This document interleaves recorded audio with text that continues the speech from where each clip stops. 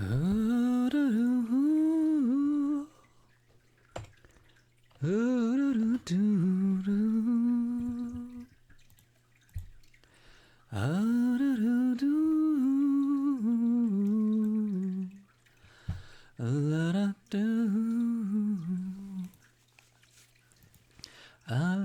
I'm supposed to, like, if I'm singing, I have to, like, check my throat. So you're supposed to, like, yawn and, like,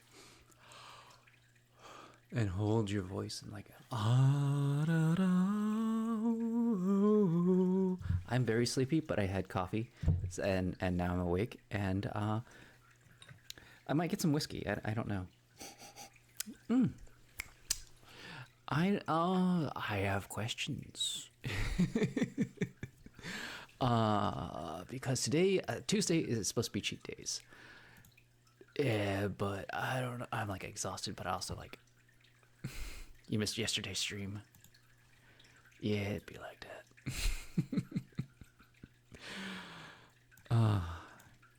What's everyone feeling like tonight? I could do a video game stream. Like, not like, I don't want to do like the whole night of video game stream. Just like, oh.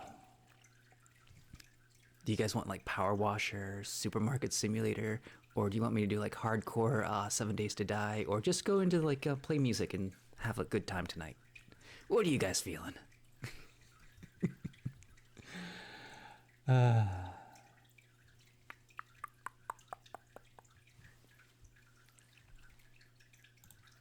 might just sing for a second.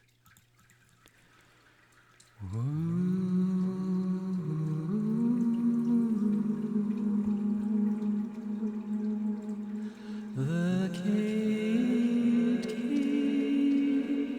you must type exclamation point bubbles.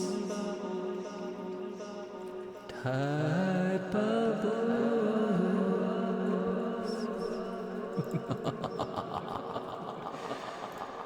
I'll do a poll.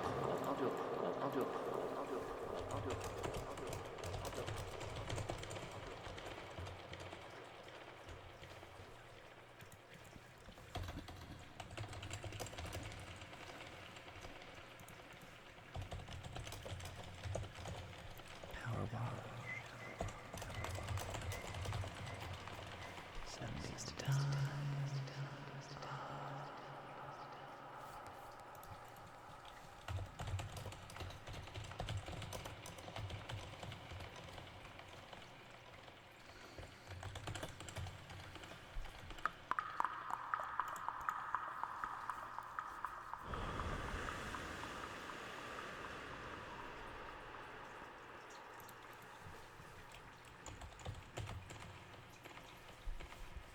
Do it.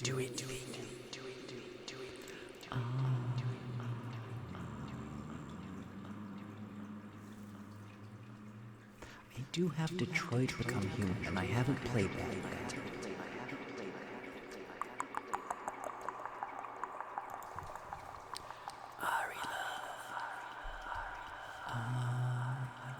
I have too many subs.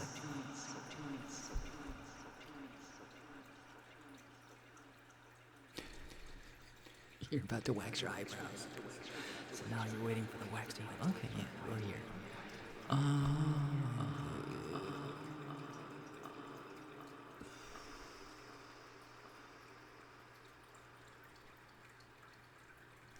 I'm going to do a different, just simple.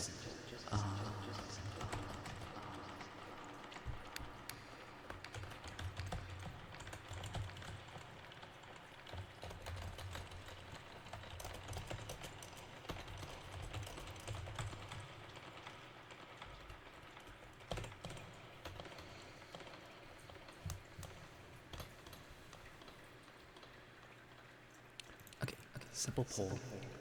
I'm gonna get some whiskey while you do that, and I'll play some music. I'll be right back.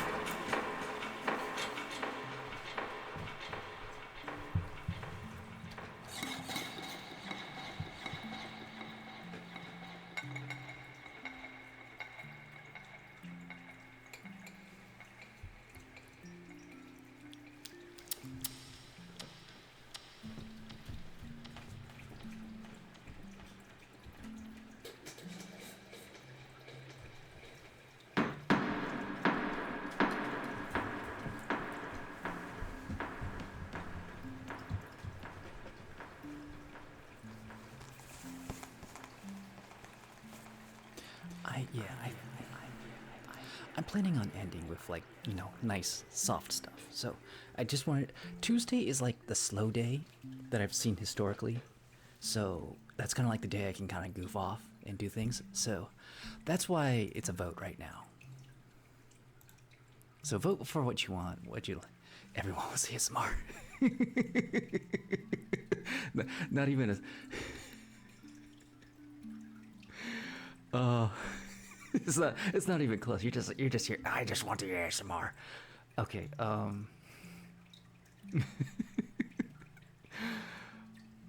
Okay, we're starting with ASMR tonight. Oh, we'll do that. We'll do that. Yes. I put it to a vote. You guys have answered. One level of power. Later. We'll do Power Wash later. Everyone's voting for what we're starting with. No, it's Tuesday. Is it Monday? Am I confused? It's Tuesday now. Maybe I am just being weird. I'm tired. I only slept 4 hours last night. I'm not awake right now. I don't know what's going on. And that explains, it's not Tuesday night. That explains why somebody wasn't doing their Tuesday show. And I'm like, oh, that makes so much more sense. It's not cheat day tonight. Salmon, how are you doing? It is technically Tuesday, but it's not Tuesday. It's not the Tuesday Wednesday morning. That's I'm not thinking. It's been a long day. It's been a long day of being exhausted from not sleeping. That's what today was. I streamed really late last night and I didn't get any sleep. That's what happened. Okay, we're doing ASMR to start. I put it to a vote. That's what we're doing. And here's how we're starting the stream. May you be happy. May you be healthy. May you be peaceful. And may you be safe. May everyone watching be happy. May everyone watching be healthy. May everyone watching be peaceful. And may everyone watching be safe.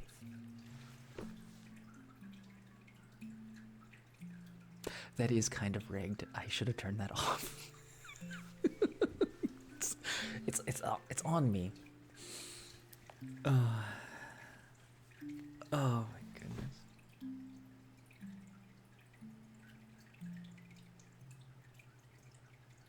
First hour we're doing ASMR. I've already committed. We're doing it.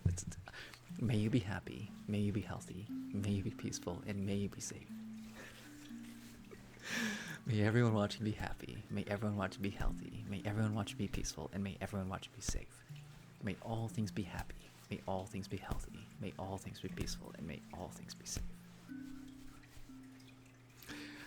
The democratic process.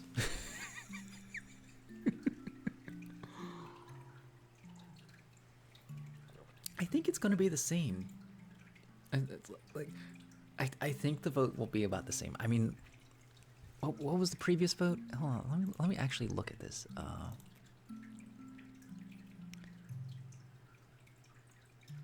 It was 3 people wanted video games, and it was 14 votes. And you spent 600, and that's like 6 votes. And then Kate Kane also spent some points. Okay, you know what I also need to do? I need to... Okay, let me look at vote breakdown. Okay. 10 of those points, 10 of those votes were channel point contributions. So 4 voted for yes, and 3 voted for video games. So that's what the actual split was. Bunny, how's it going? How is your stream? So even considering the points that you guys put in, it's still a vote for ASMR. We're doing ASMR tonight.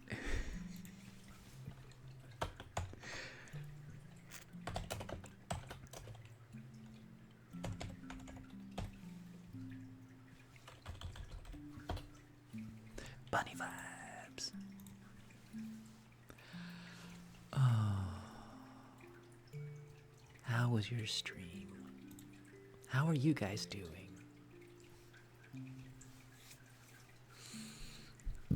Is there anything I can do for you? Any trigger? I have like if you like people who aren't normally here, you can type exclamation point ghost to summon a tiny little ghost down here, and I have a new emote which is exclamation point bubbles, where you can summon bubbles on the screen.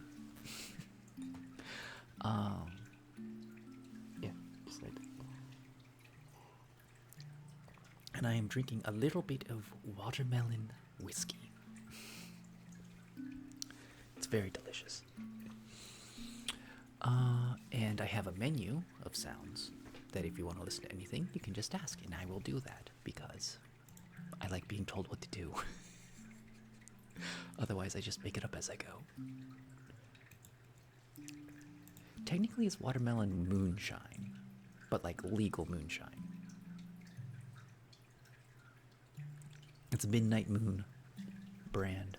Like I was like, I usually get their strawberry, but they haven't had the strawberry for a long time, and I was like, I want some whiskey because I'm slightly allergic to hops, so like I don't drink beer. Even though I love beer, I just like.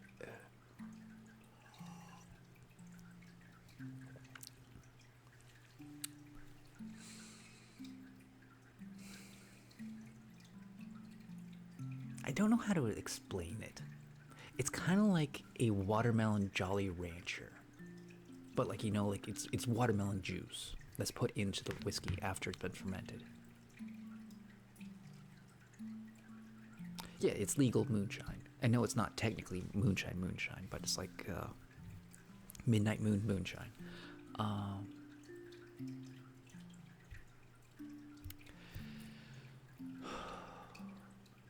I do know how to brew my own stuff though.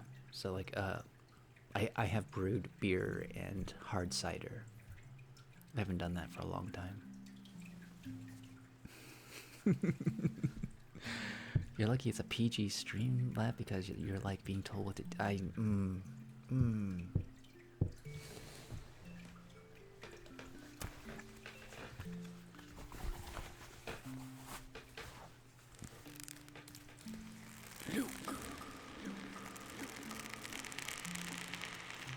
Only you know the power of the dark side.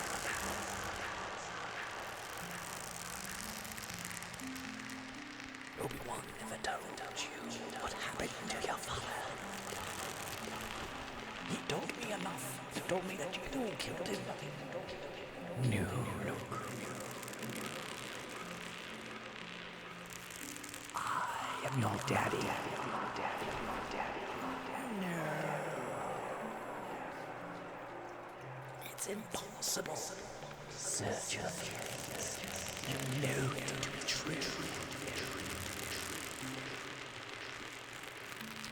Join me, Luke, and we will rule the universe together as daddy and son.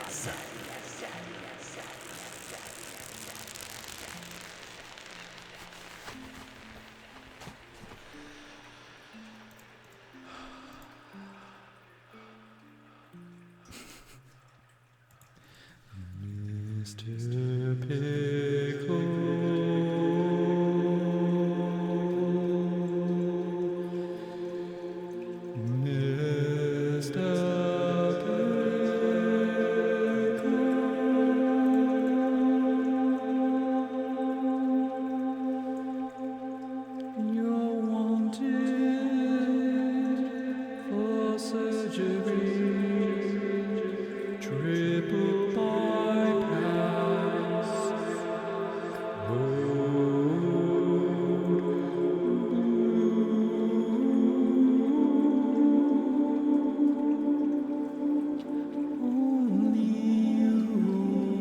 Save him, Mr. Pickle, the best doctor in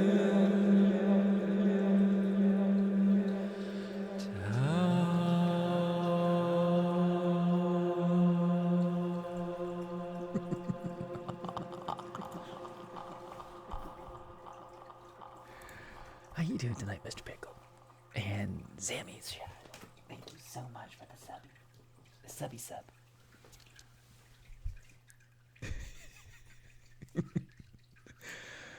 Yeah, don't laugh and put on wax. You're gonna have a bad time. See.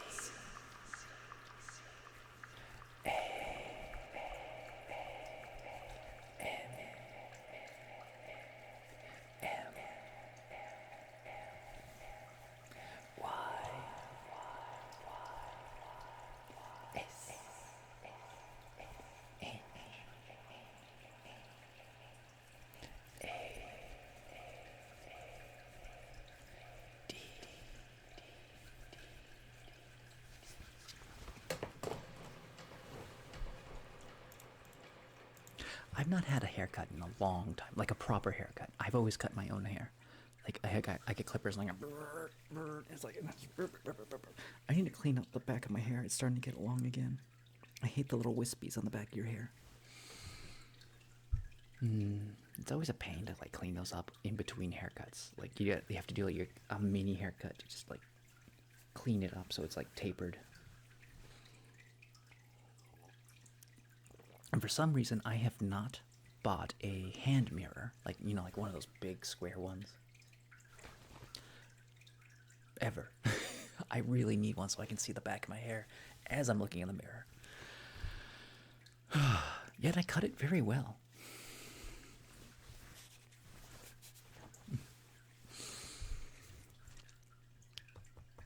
I used to love getting haircuts because like they give you like a scalp massage and it'd be like, oh, I love this. I love scalp massages. I used to give people scalp massages professionally.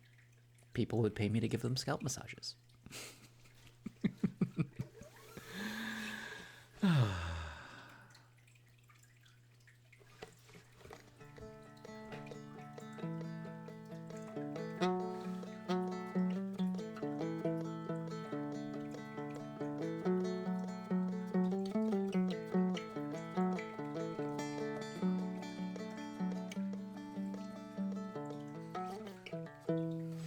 So, let me start with like some of the scalp massage. Like you basically kind of like knead it, and then kind of like go around the temples a little bit. Like I don't have an actual scalp in front of me, so I can't exactly show you. But then like there's like parts of it where you would like grab the hair a little bit with your fingers and give it a slight tug. Like not like you don't want to like rip somebody's hair out, but you want to like give them that nice little hair pull. You know?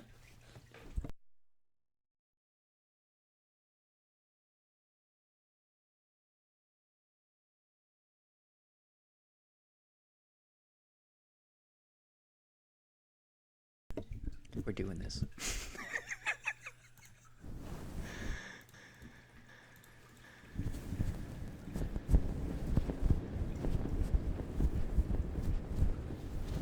Just give that nice little hair tug.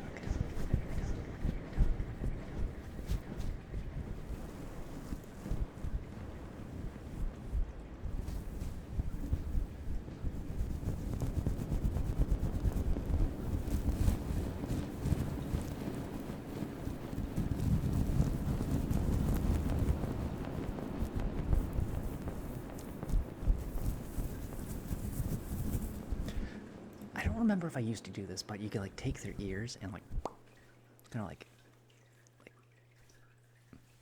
just a little pluck.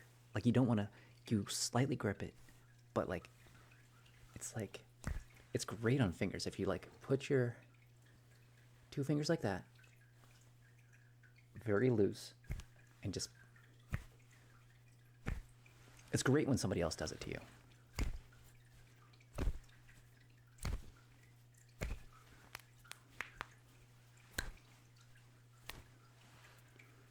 You don't want to like grip too hard. You just want to have a loose enough so it just like gives a nice little.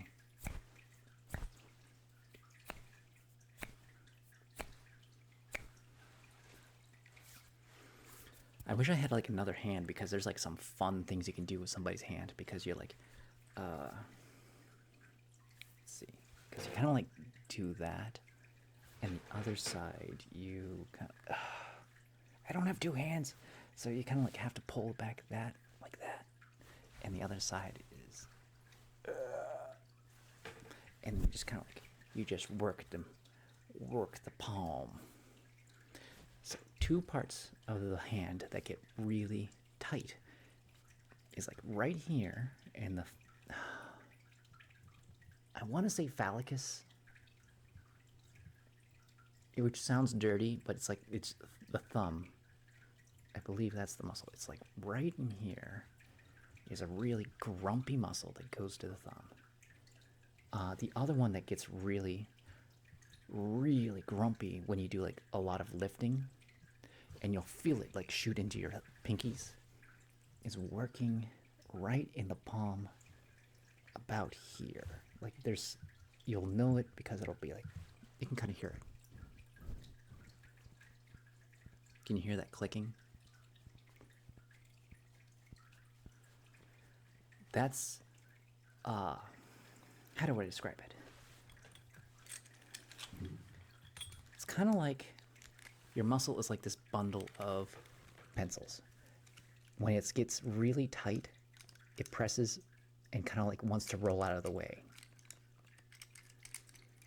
So, and that's what massage does. You want to like, mind you, don't do this yourself because you can probably bruise yourself. But you put pressure on the tight muscle, and you kind of, or you can do like frictiony stuff. Frictiony stuff is safer to do because you're not like putting a lot of pressure on it. But you go back and forth to break apart the muscle fibers. But this is probably the best representation of what a tight muscle is like. It feels like a bunch of pencils because you press on it and it wants to roll out of your way. You're just like, no, I don't want to feel better. I want to be a grumpy pencil. That's what your muscles are.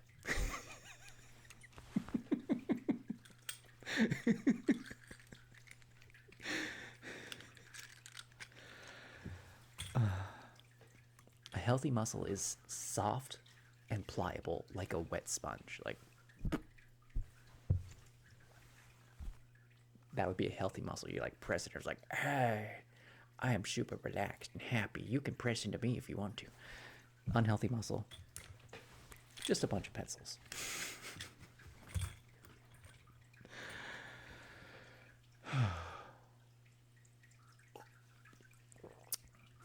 Sipping the whiskey. So yeah, I was talking about something. I need to make a redeem for an emote. An emote's gonna have to cost a lot more to make. So it's not gonna be 20,000 like the hats. But if you guys have an idea for an emote, like the bubbles, or like the fireworks, I could totally make that a reward.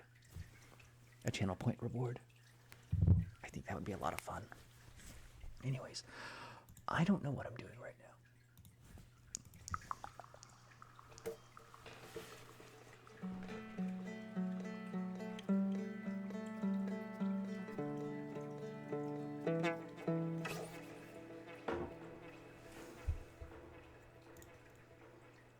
What about bendy pencils?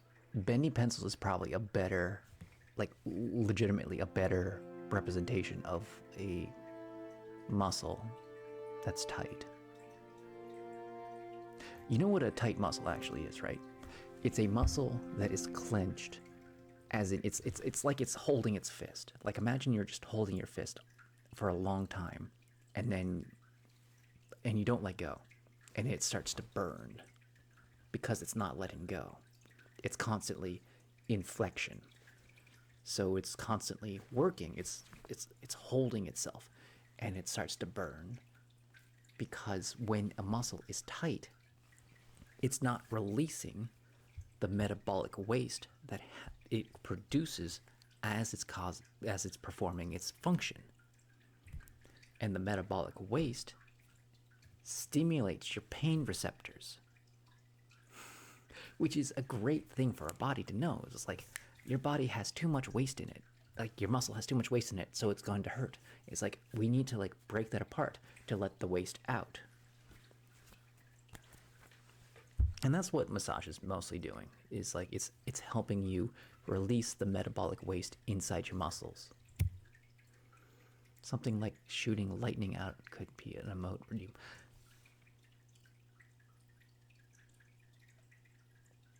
I could see that, maybe. I don't know how, like, I kind of have like a, or would you like a storm cloud, like, or storm cloud just shocks the ghost. It crumbles to dust.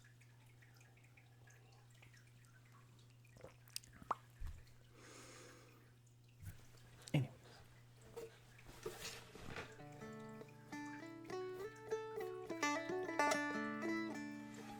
the Notori on 06.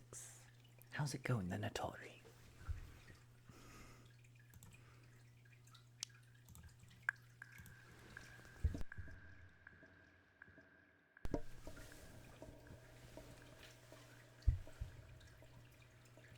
No, that's easily doable. That's more doable than the lightning. I mean, like, honestly, every time you change your hat, you burst into a thing of confetti. So I did that so you'd know which ghost was yours if you could see it on screen. So if you change your hat, you see confetti like. So I could just replace that with some smoke, and you're just like. Yeah, that would be real easy to do. The hard part is making the art, but that's gonna be the most time consuming part.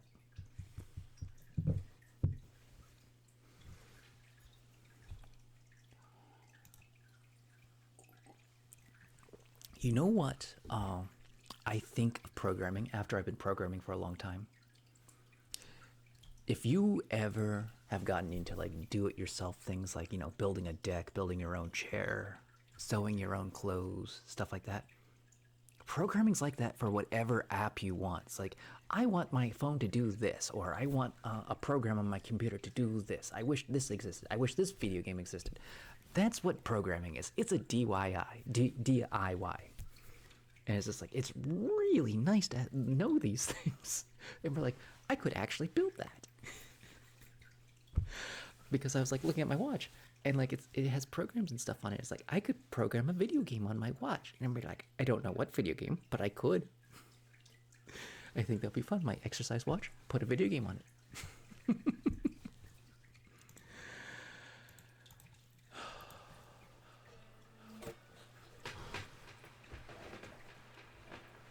I'm thinking like 50,000. I think that would be like the threshold.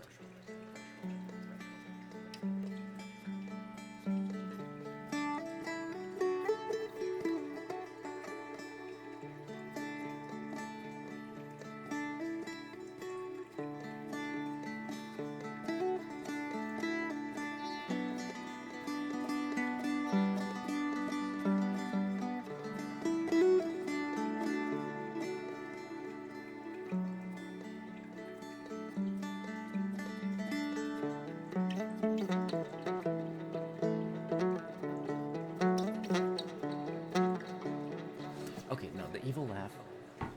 That's just gonna be a evil laugh. Just needs to be a reward all on its own. That's I'm gonna do that right now. Why not? Where is your rewards? What the hell is that?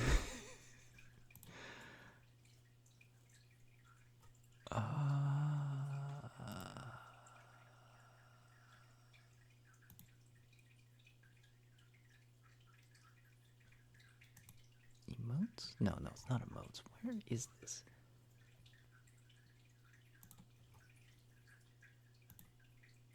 Okay, here it is.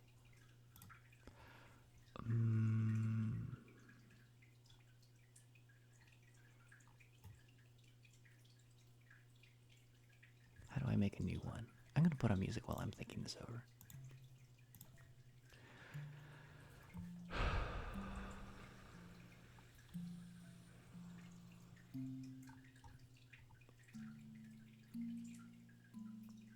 Community challenge? I don't know what that is.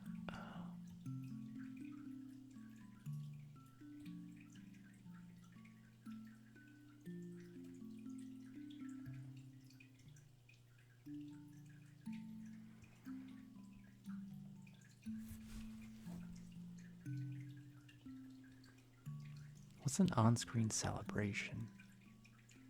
Gigantify an emote. Message effects.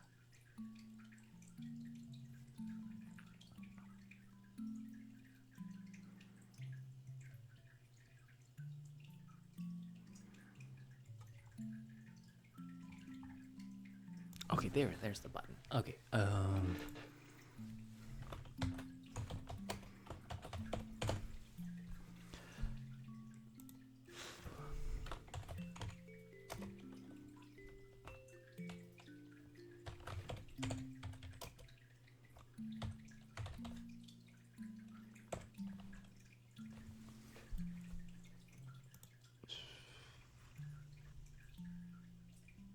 $600 for an evil laugh. That sounds about because like I think 600's a good one.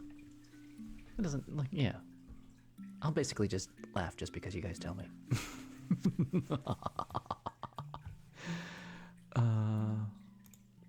What color should this be?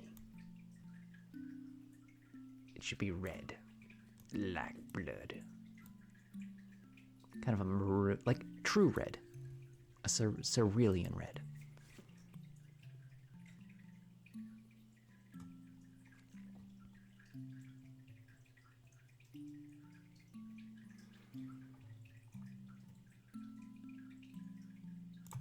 Okay. Yeah, evil laugh.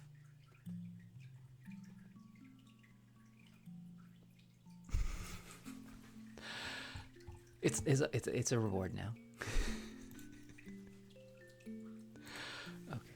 This is a weird night. I'm just not. I'm not up to snuff tonight.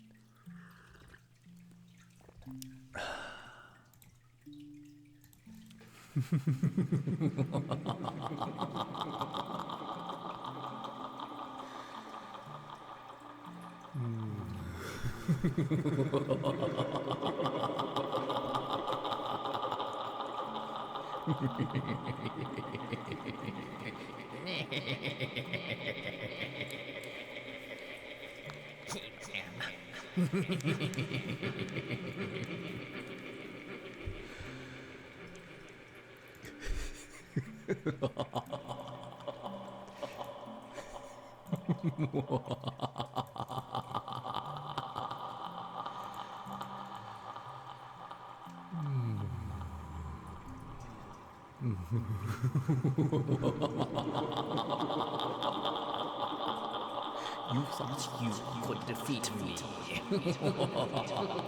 Preposterous. Well, mighty hero, give it your best shot. But I will see you lose by the end of this. Your malcontents shall never come to fruition. The world will devolve into chaos. Why? Because I've had a tragic backstory where I was like raised by ocelots and ferrets. My parents abandoned me when I was 6. 6, can you believe that? And I was raised by ocelots. I'm basically Doofenshmirtz.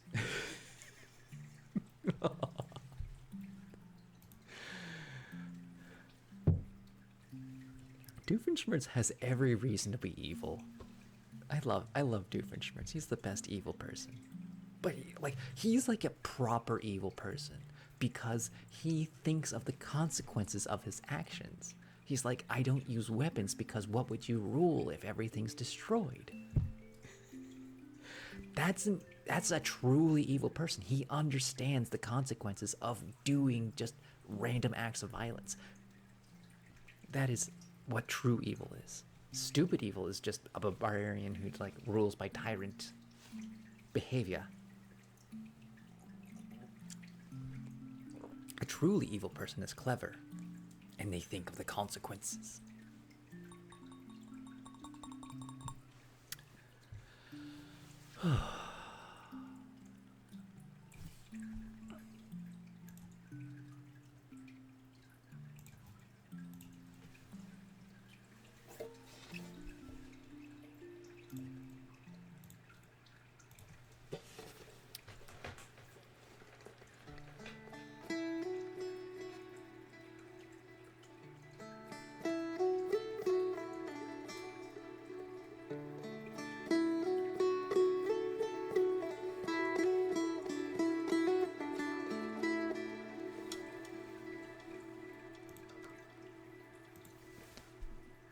It's like Megamind. It's like when they're doing the showdown, it's like you're a villain, all right. You're just not a super villain. It's like, what's the difference? Showmanship.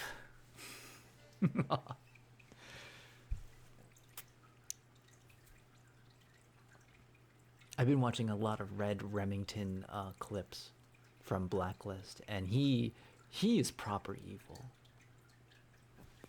Someone who thinks of the consequences, who runs on the dubious side of the moral compass, but values loyalty above all else.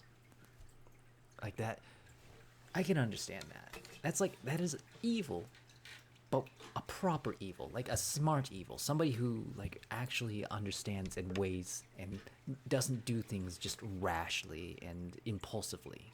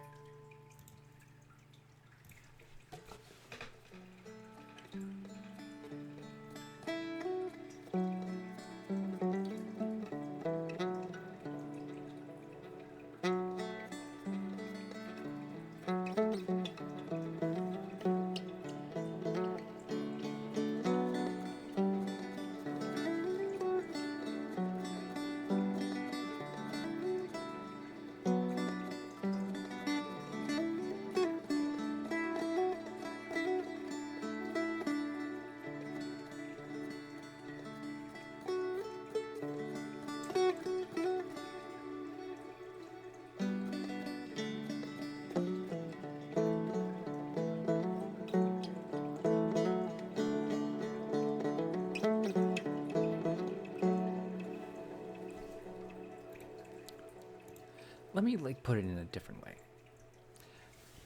A smart evil person is a predator,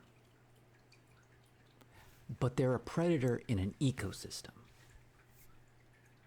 They understand that they're in an ecosystem. When you have an invasive species that disrupts that ecosystem, it's bad for everybody. Predators have their place in society as long as they're not too many of them. It keeps kind of like, and I'm not saying like you should like, be evil for evil's sake, but a smart evil person understands that there's an ecosystem, that if they mess up too much, there's not going to be their job anymore, and if they do too much, they brings too much heat down on them. So like, yeah, it's a risky thing, but it also, the mere existence of an evil, dubious person, to put it simply, we learn to build walls because of our enemies, not because of our allies. So we build defenses because enemies exist. People are always going to be dubious. They're always going to try to get something over on somebody else. There's always going to be a level of crime, but you need to have like a level that is maintained. You can't have it too out of control, or you can't have none, or else people will like, if a crime happens, nobody will be prepared for it. So like, a certain level of crime is healthy in a society. I'm not saying it's a good thing, but it does prepare a society for when threats happen. So in an ecosystem, having the predator aspect is a good thing in the long run. It's not great. It would be great if we could live in a society that would never have crime or wars or all that other stuff. But we are human. We are animals, and like that, they just happen. So it's good to have a certain level of it, so we're always prepared for people to be, for when the society thing where somebody does something really bad, and you're like, we have safeguards for those things because they've happened before. That's the whole point of safeguards. And that's what proper evil is. They understand the ecosystem. They understand if they rock the boat too much, it breaks the whole ecosystem and they can't make a living doing what they do. Back to the music. This has been a TED Talk.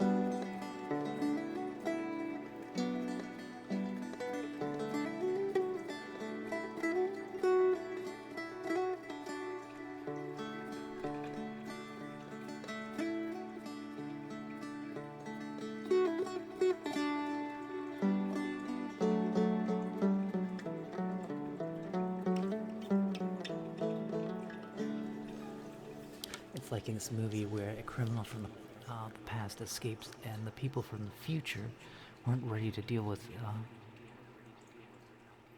I know that movie. It's the one where Taco Bell becomes fine dining. I want to say it's Judge Dredd, but it's not. Oh God, what's the name of that movie? It's like I haven't seen it in forever.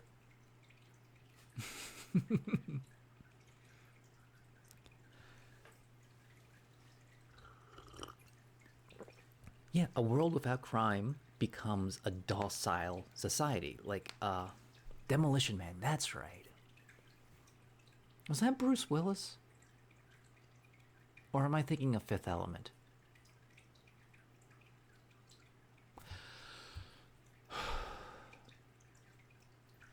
But like, yeah, you have to look. You have to look at actual ecosystems, like Sylvester Stallone.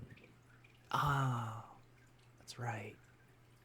Um, if you've ever watched anything about ants right now, like the ants are actually a crazy invasive species because in Africa they were in balance, and then they got onto a ship, and now there's a super colony of ants.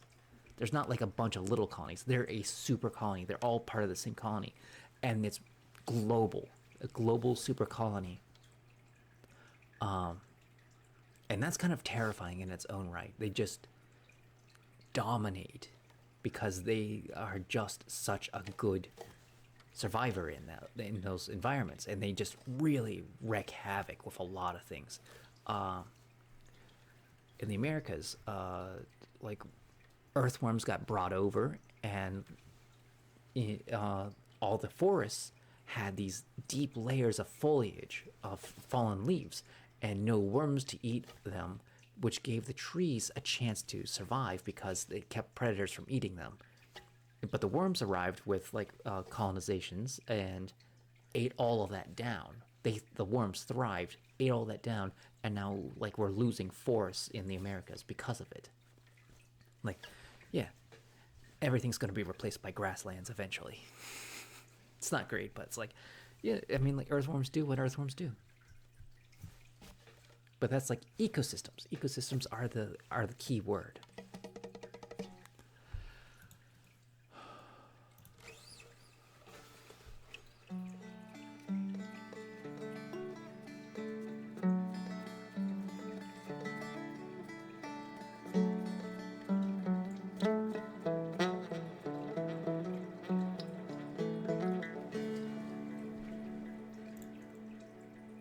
I feel like I'm going to be doing that every time in between I'm making a point. But wolves, wolves in western United States.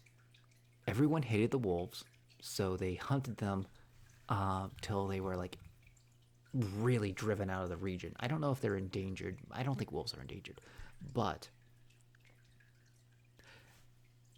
it threw the whole ecosystem out of whack because like the deer kind of like took over. Oh, and the deer like really messed stuff up. There was nothing to like get rid of like the overpopulation of deer. Uh, and that happened more than one time where like deer overpopulation just wrecked everything up. Like there's politicians like we gotta save the deer, and we got all rid of all these predators, and then like the deer just destroyed so much. Like they overate, they were just starving to death because they ate everything. And then they like we have to hunt the deer to save the deer, and it's like oh goodness, just like immediately. And what they found by reintroducing wolves back into places where they used to live is everything got better.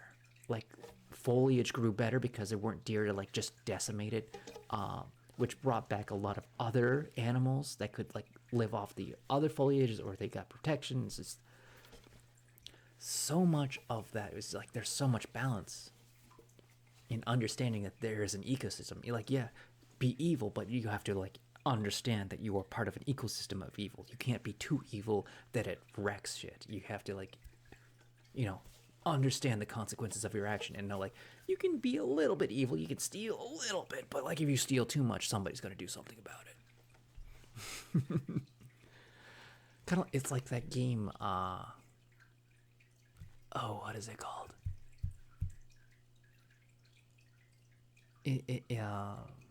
Virus Inc. I think something like that. Infection Inc.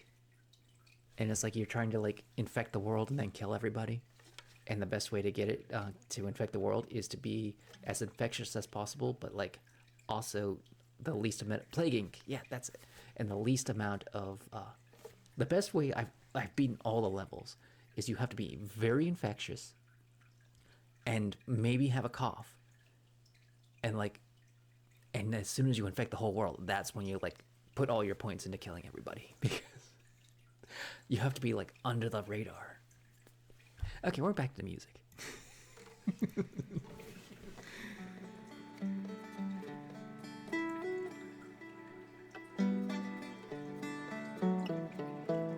This is Lav when he's only had 4 hours of sleep.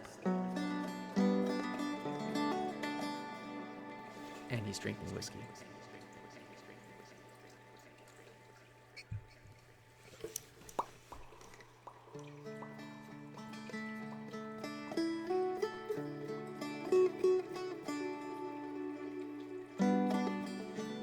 And I don't advocate don't steal things, kids. Don't. It's not worth it.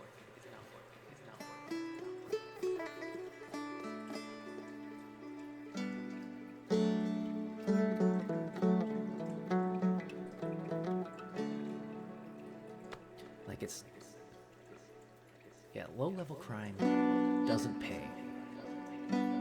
It's too risky. Too high risk, low reward.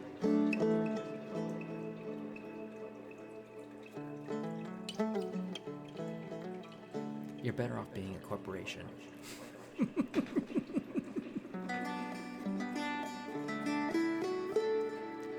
Because then you have lawyers. It's really dumb.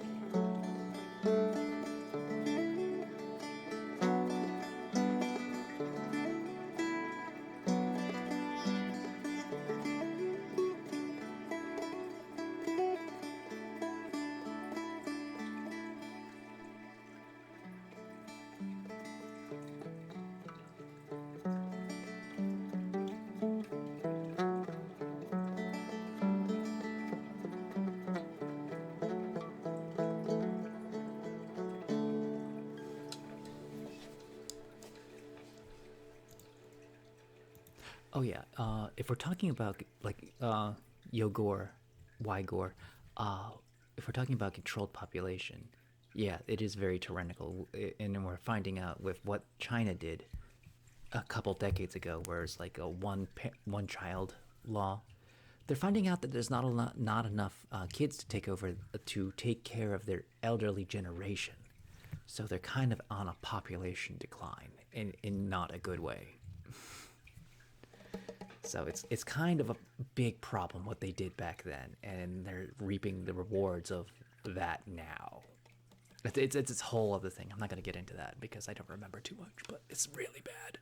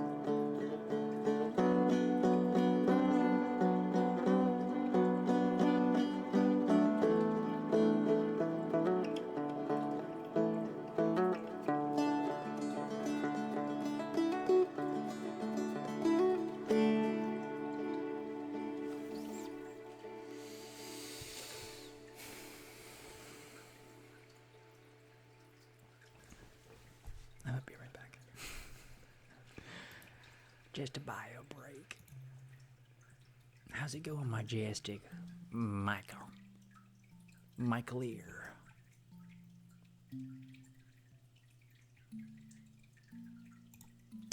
I'll do an encore in a second. I just have to go to the bathroom.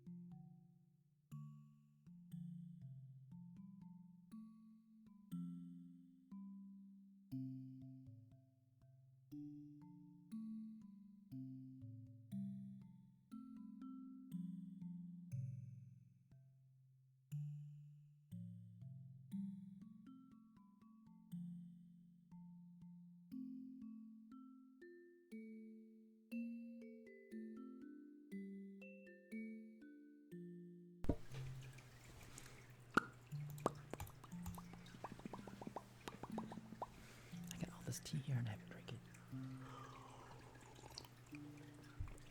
A chicken in a diaper. It's great. That blows bubbles, by the way. Exclamation point bubbles.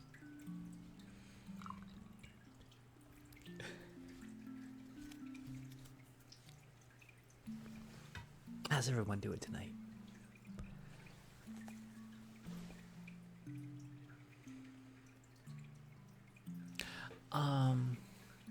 I don't want to get into it because that's controversial and political. I just know that right now China's dealing with a population decline. Also, too many men, not enough women, because you only have one child. Like, yeah, a lot of bad things happened during that time. And I'm just gonna end it now because like it'll get too political. I don't know enough about it. I'm not like yeah, it's a big old thing. But the deer population thing is like the deer population was being controlled. Those are like wild animals, and they're also kind of destructive and invasive. But they were being controlled by predators. But they got rid of the predators, which exploded the population of the deer, and they were just dying of starvation. That's what I was talking about with population controls. Like, there are hunters out there who do like healthy population control with like prey animals, because the whole point of a prey animal is to breed as much as possible. Because somebody told me, prey animals are not smart. They don't have to be clever. They just have to reproduce enough to like so that the species doesn't die out. A predator has to be clever. That's why cats and dogs are kind of like more smart than say like your average rabbit. They have to be clever because they have to outsmart their prey. I'm not saying that prey can't be clever, They can't be smart, but there's like I don't know the quite biological term, but they were explained to me that it's like the prey just have to worry about reproducing. The predators have to worry about catching the prey. So they have to have a lot more intelligence. They have to be a lot more cunning. They have to be patient. So the prey doesn't exactly think very well on a species level.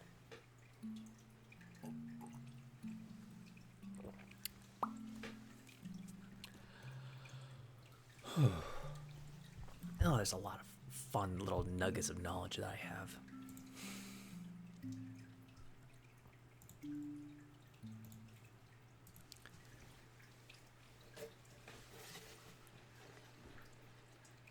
I mean, we're not really.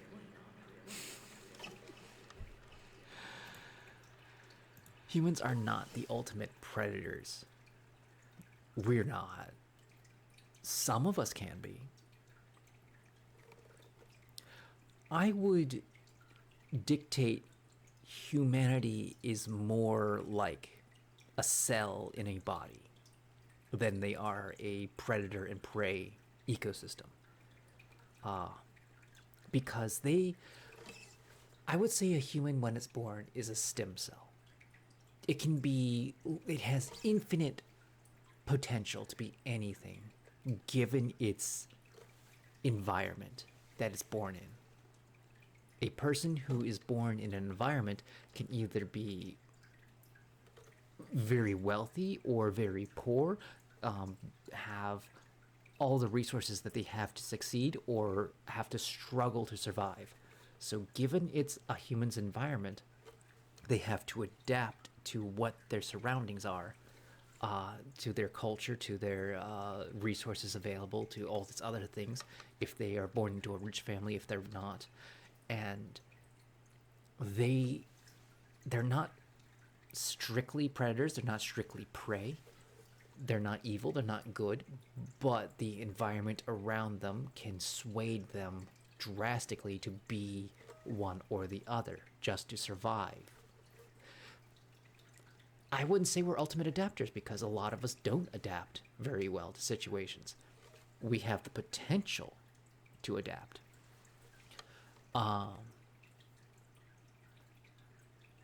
We're fleshy beings. Like if you drop us into a desert without any training, yeah, we're gonna die.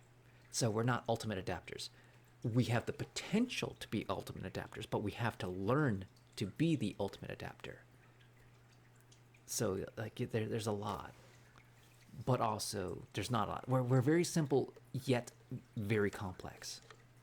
So there's, and like I would argue that businesses are like organs, like, or industry is like an organ. It's like a liver in a country. Like imagine a country as a human being, and if you took like different businesses, they all produce something that the body uses, and like some of them's not great, some of them's like better, and some of them get like replaced by other things, kind of like your appendix doesn't do anything. You love that in AO3 fanfic site there's like a tag called humans are spaceworks. Which one? What is AO3? Because that can mean like a lot of different video games. Because like I'm thinking like Age of Wonders, or I don't know what that acronym means.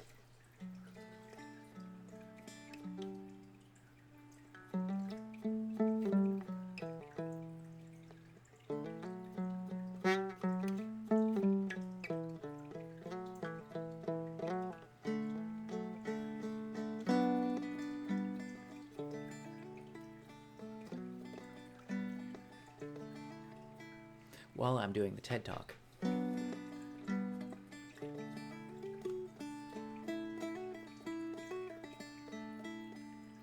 I would argue that if people are cells and their communities are like tissues, like, you know, tissues of a tissue is like a group of cells that perform a function. Like a slice of a liver is a tissue of cells, of liver cells in biology.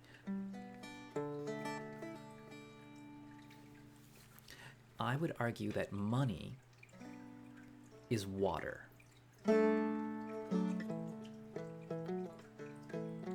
Because water on its own doesn't do anything. Like money on its own doesn't do anything. But it can move things. Like having enough water can help move things through your body. And if you have enough money, you can move resources easier from one place to another. So I would argue that money is like the personification of water.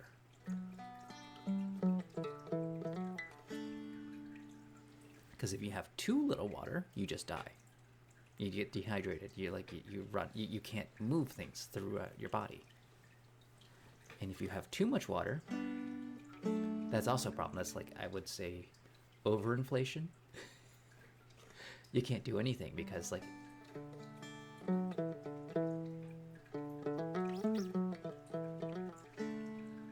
and it's not good when you have a pooling of water in your body. It's like that's when you go see a doctor when you like your elbow has like this big old bulge of water in there. It's like that's not a good thing. Anyways, back to the music.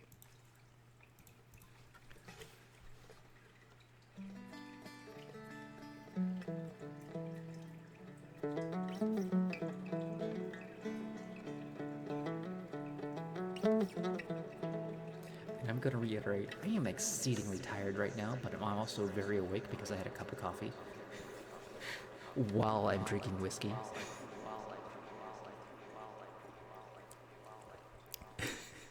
So we're basically in TED Talk, hanging around the campfire, just kind of like...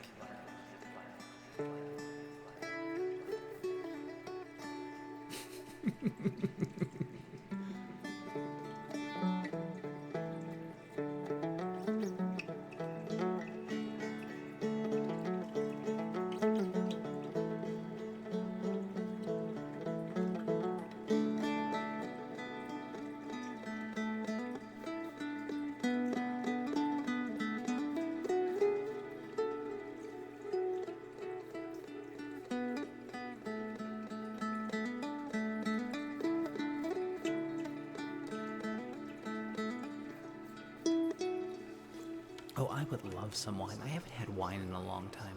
And the last wine I tasted was like very watery. If that makes sense. It's like, yeah, it was wine. It's like, I didn't enjoy it.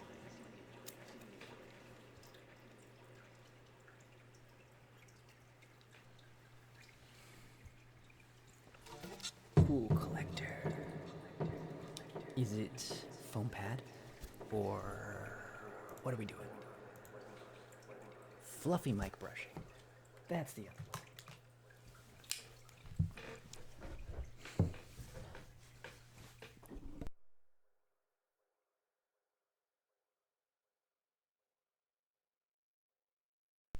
Technically, I've been really, really trying not to drink. Because, like, I'm reaching the age where you can't metabolize it anymore. So, like, quitting early is probably good. I gotta take this off because it's gonna, like, think I'm walking when I'm not.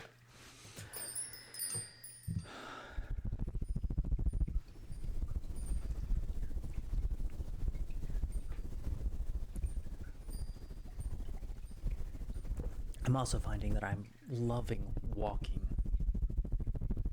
away, like running. I'm enjoying that way more than I am alcohol because that's actually making me happy, like getting some aerobic exercise. I want to do a running stream. I gotta set up a green screen to do the running stream. I think that would be really funny.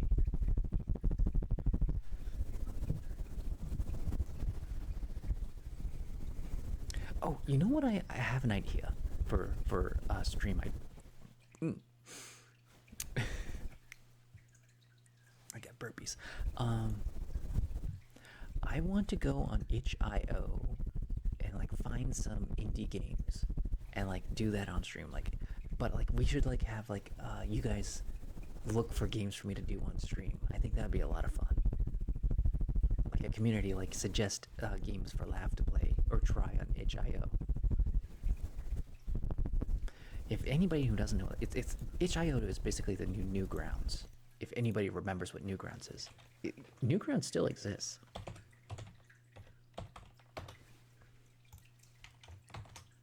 But it's like people can submit their games, their indie games, and it doesn't cost them anything. It's just like people just make random fun things on there.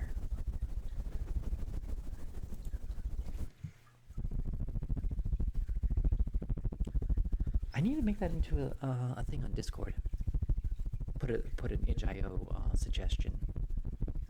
If you guys find a good game for me to try on stream, I think that would be a fun Tuesday activity.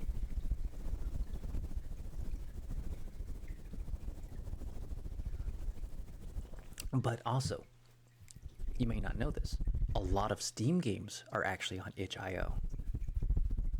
Like the Largest Sword, I think it's called. Very popular Steam game where you're dragging around a giant sword and then you stab a dragon. It's a puzzle game. But they get their start on itch.io.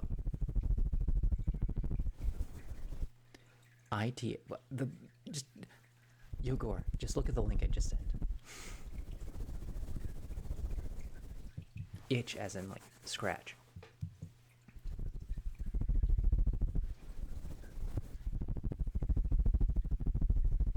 I publish some of my indie games on itch.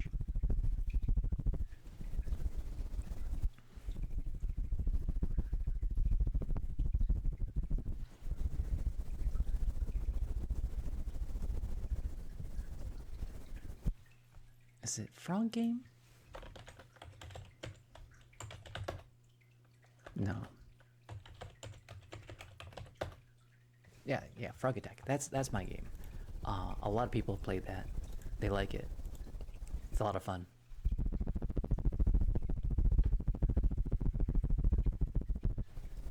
Frog Attack is a lot of fun. I need to add to it. I haven't added anything to it in a while. Somebody was playing that today and it's like, how do you do this part? It's like, yeah. There's some things I need to add to like make the game make more sense.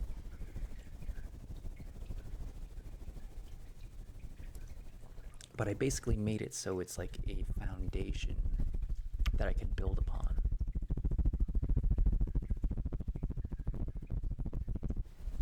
I don't know, I want to finish the murder mystery game first because that's actually really important. That's like a game like streamers could play. And I think it would be like super fun if that became a thing.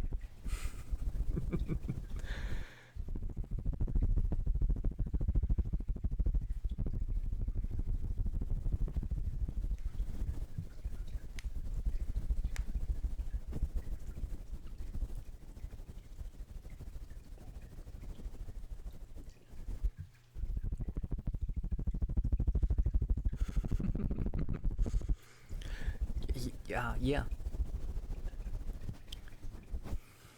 My dad was actually having a lot of trouble with the blue shirt puzzle. He didn't understand it at all.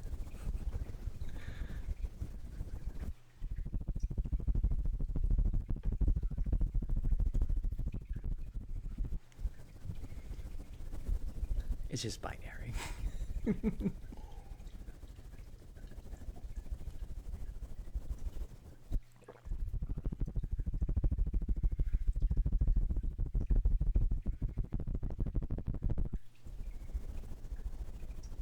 You should play A Little to the Left. It's a puzzle game. Hold on, I'm gonna look that up.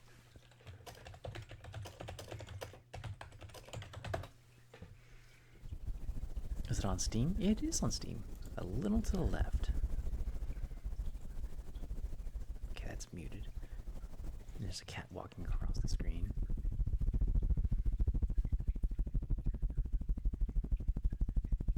I've seen this before. Not like the whole thing. I think I saw like a short on YouTube.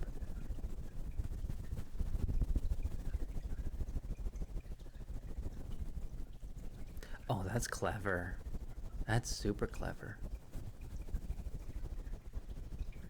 Yeah, I see. I'm looking at the Steam page.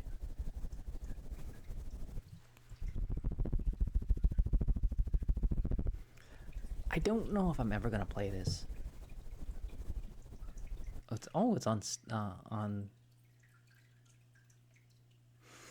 I can't remember what the Nintendo Switch. It's on the Switch.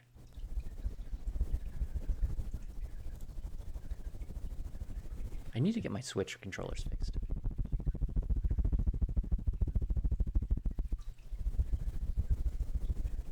Looks cute. I might give that a try.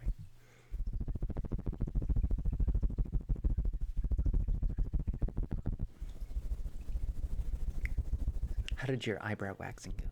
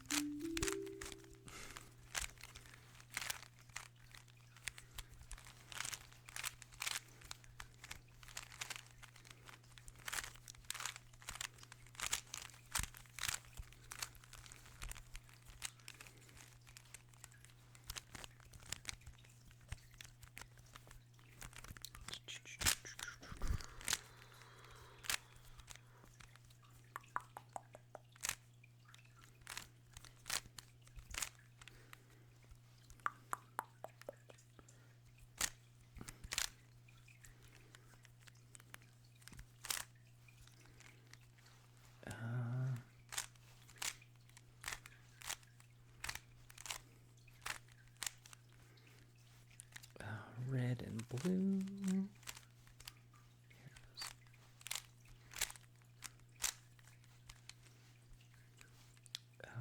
Red and green.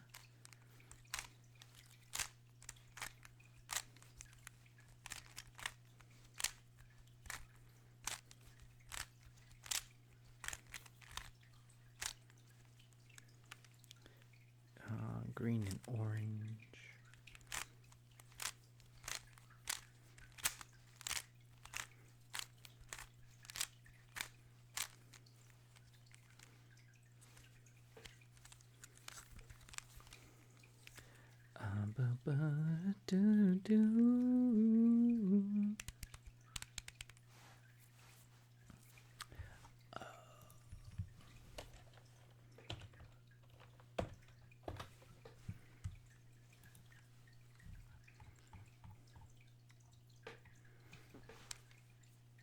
Okay, that goes red, and then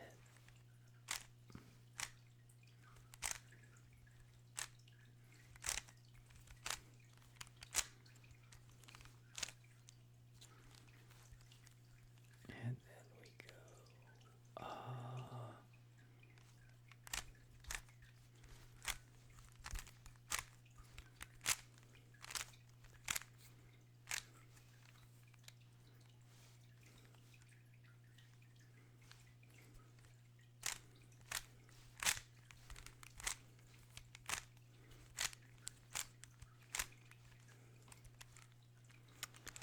I'm gonna turn the echo if I'm doing Rubik's Cube.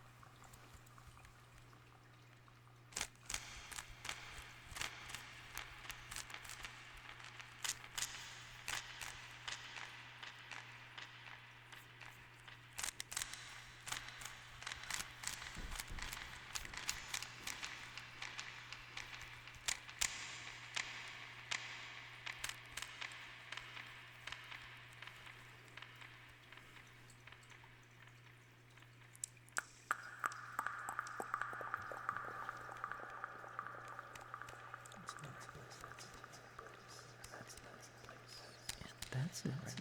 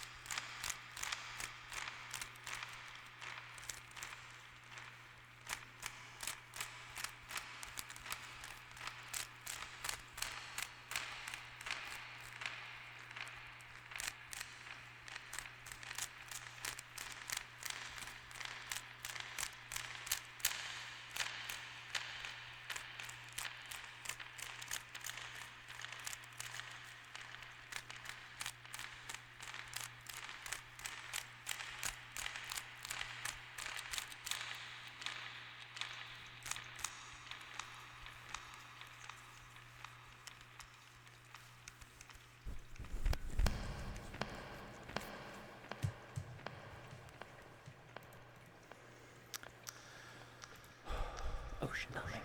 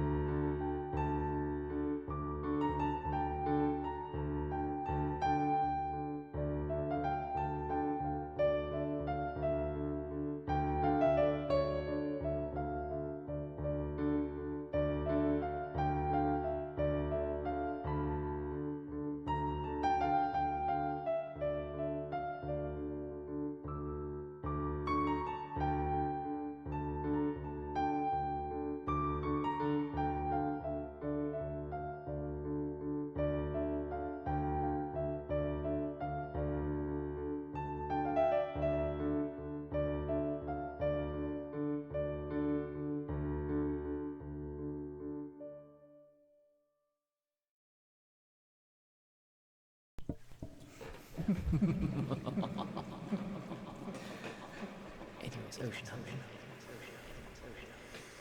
I'm getting better at that.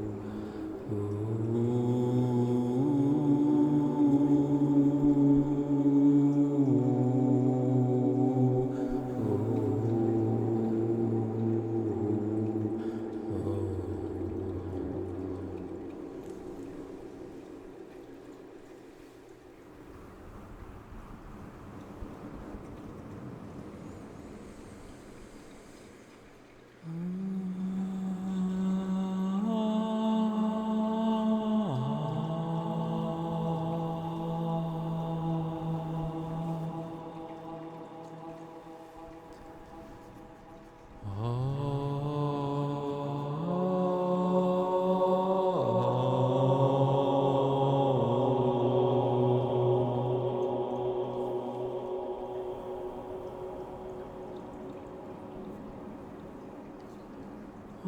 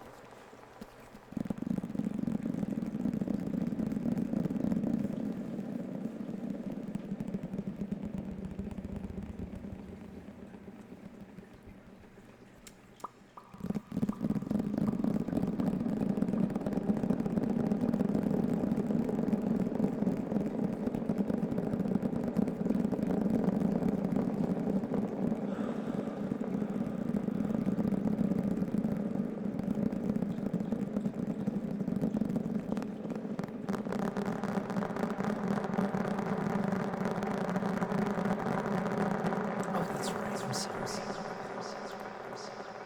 I'm not paying attention. Oh, I have told you I am very tired, and I'm awake, tired, and drinking whiskey. Coffee, whiskey, and 4 hours of sleep. Not a good combination. Yeah, thank you for reminding me, Cool Collector. I'm spaced out.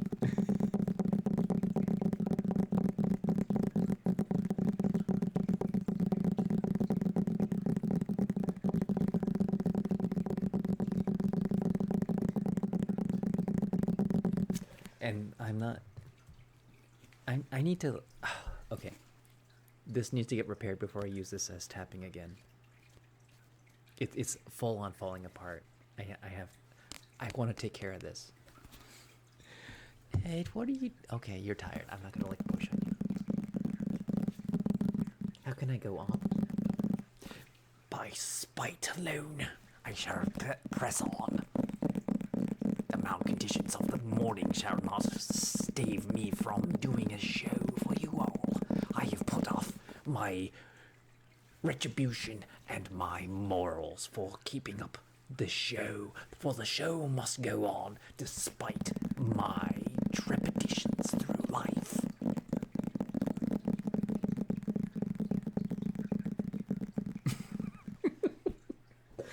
I want to buy a power bank and a internet repeater so I can go to like my land and like just stream all day long. I think that would be really funny. I just don't have like I don't know how much like just a generator, but like a generator would make a lot of noise. So I was like, how would I like? I could do my laptop, and if I could get internet through like a repeater or something like or other to connect to a tower, it's like there's like things I could do to actually do that, but it's like it costs money, and I don't have money right now until I get a job. Oh, there's so many things I would love to do right now. On that topic, my land is kind of currently blocked off because a tree has fallen across the driveway. No. There's a literal thing.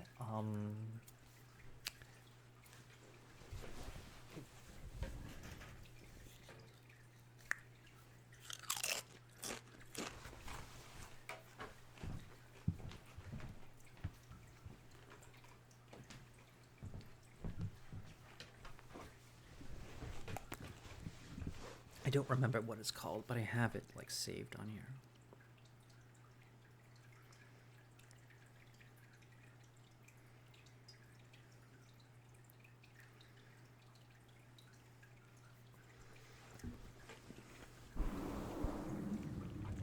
Oh, it's doing book tapping.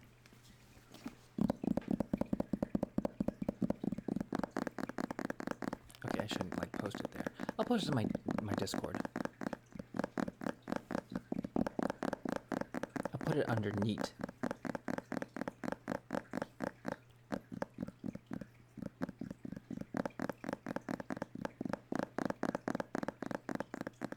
I could probably type that in chat. It's not a large.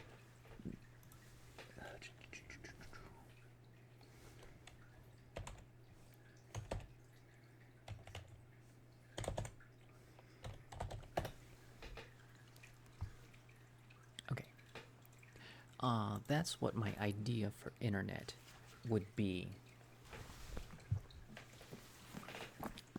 Because the person who suggested that lives in West Virginia, and I sort of have a cell signal where I live, but if I could get like if I put up a pole and I put that there, I would definitely get an internet signal. I would just need like a SIM card for a phone.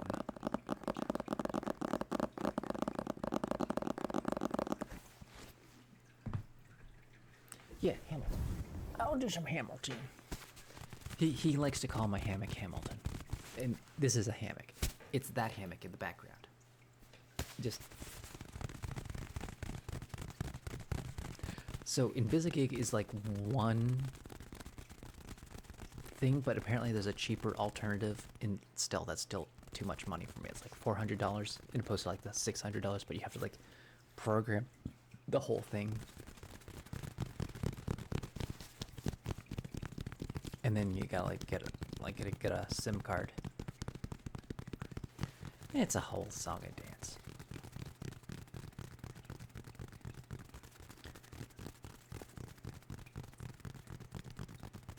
What I really need is like a full-time job. And then I could pay for all the fun things.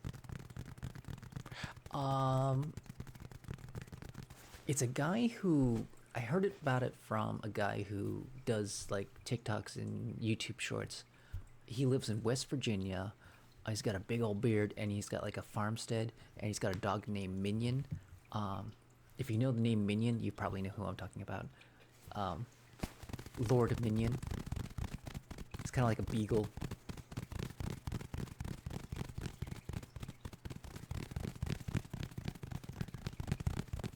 But yeah, I could get like an internet repeater that would connect to the closest tower, and that would give me internet for my laptop, and then I could stream on my LAN that doesn't have any infrastructure. But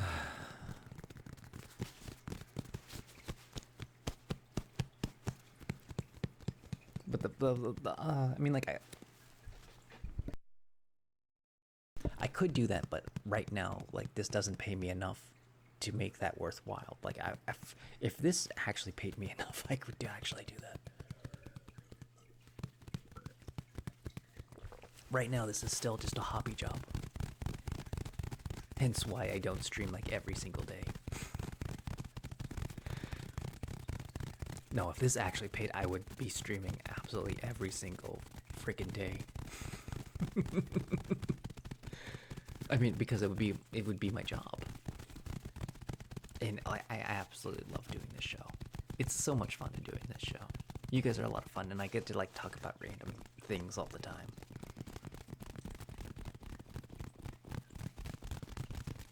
I get to make funny noises for you guys, play musical instruments, just talk about what's on my mind and like things that I've learned about. I mean, it already is a job, but it's not like one that would support me financially. I can't build a house with what I make from this. Not yet. I mean, like,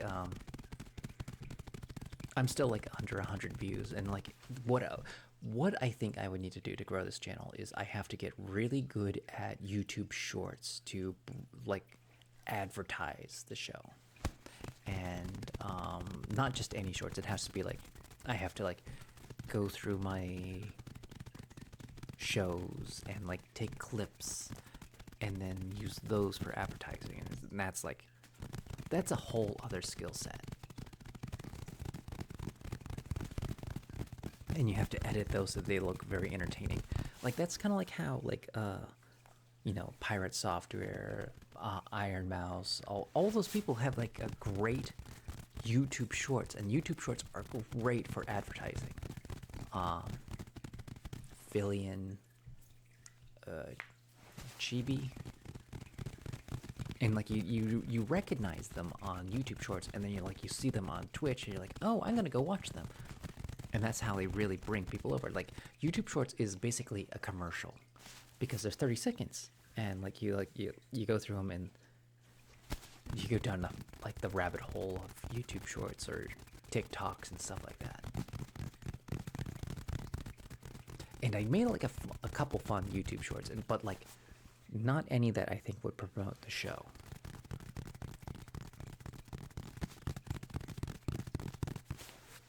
Oh, what's the command for that?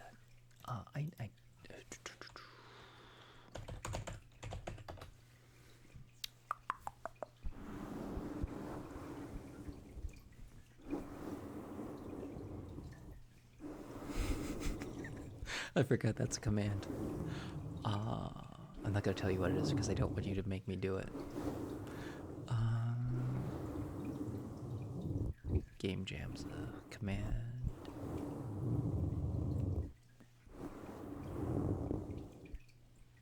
I wish Laser Ghost became a thing. Watching commercials. Well, that's the thing about YouTube Shorts or TikToks is because they're vines, if you remember what vines are. But like they're just short, like they're very addictive. But they are commercials. They're legitimately all shorts in TikToks are commercials.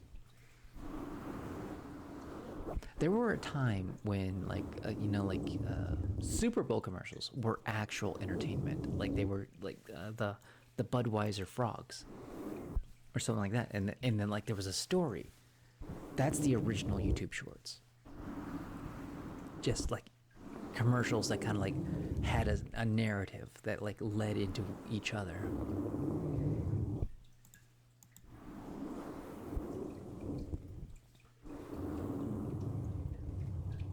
Okay, it's short one.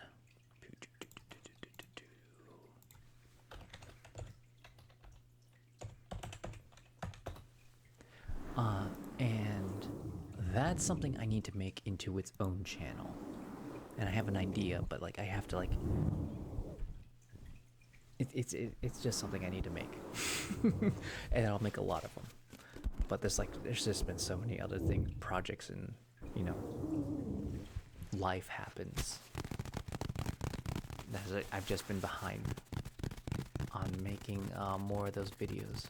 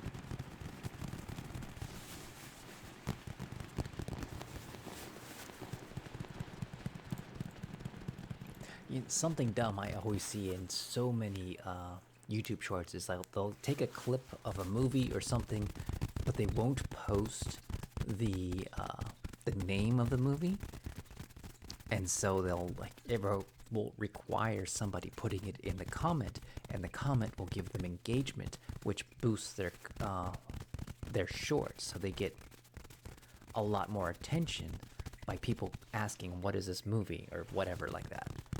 So that's the reason why they don't post what the movie is, because they're farming for engagement. And I always laugh at that because I know what's going on, why they don't do it, and it's like it's just a farming scheme. It's really funny.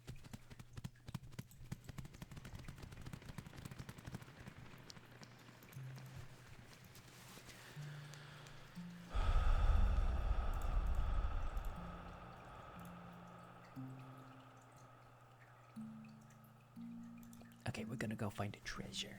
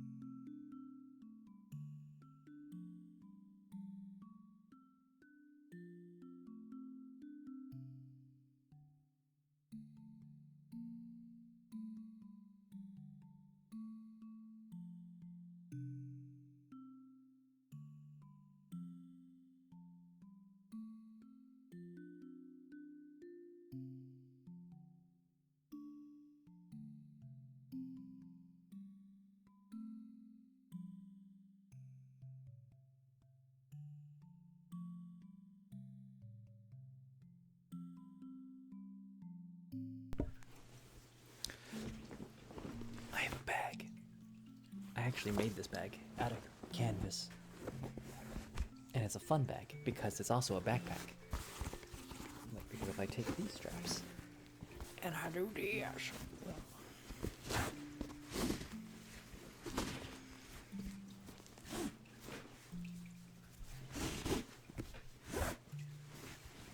It's a backpack. Look at that. I made this.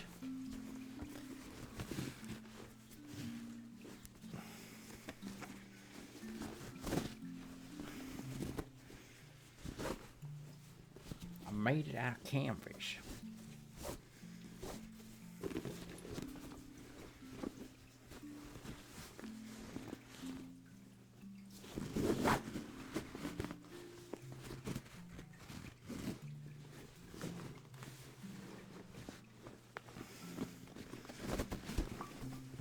It's full of a lot of things. Like, these are moccasins that I made from elk skin by hand. So I bought an elk skin They're like, I'm gonna make moccasins because I was really into Indian stuff, like not Indian, like Native American stuff, like really into it.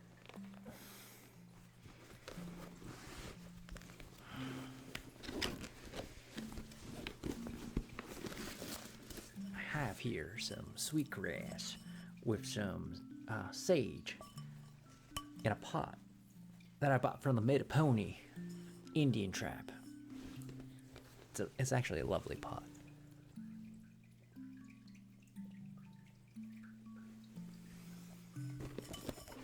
I went to the Metapony Indian Reserve, and they were like super cool, and I'm like, I really like the people. They were really nice, and I was a dumb kid being dumb, but also respectful dumb. That's just a pretty stone I got. I gave all my crystals away. I used to have a lot of really pretty crystals. That's just a crystal ball. Look at the crystal ball.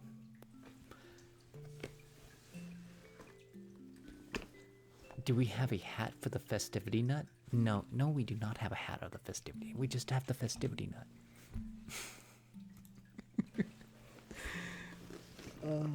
What is that? What is that? That is... I have no idea, and I don't want to open it.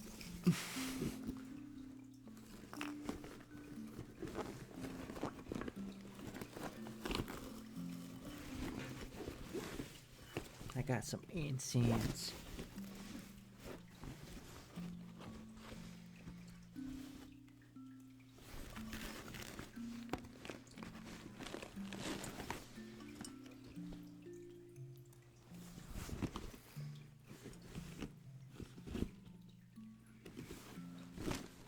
So, this is actually kind of precious to me.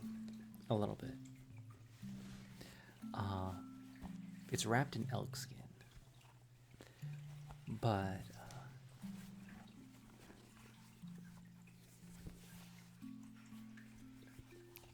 it's kind of a peace pipe I made out of soapstone. It's not really a good functional pipe.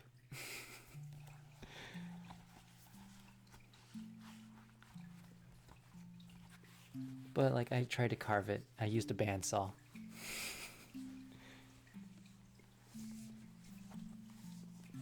It's kind of nice. It's kind of like my old life when I was trying to get into magic and Native American stuff.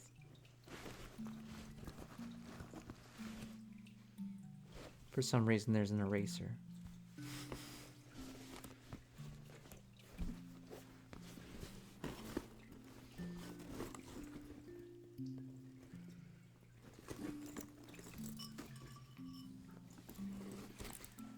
For some reason, there's like crayfish in there.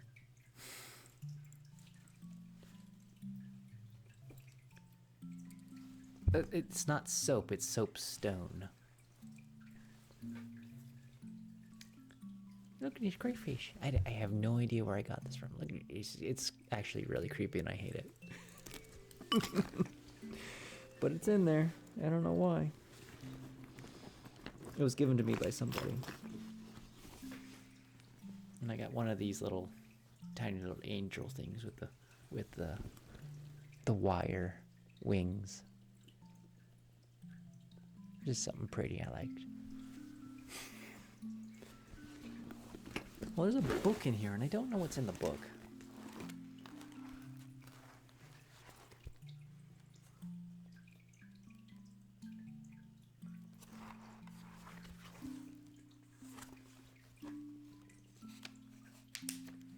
There's a lot of Spanish in here.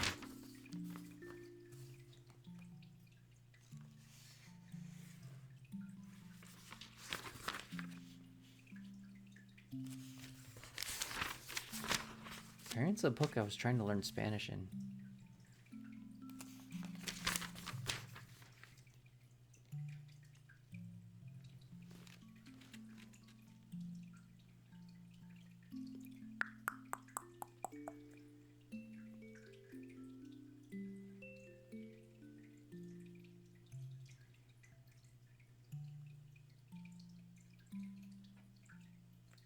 It's really funny that what we were talking about, because this is kind of like along in my crazy brain thinking about stuff.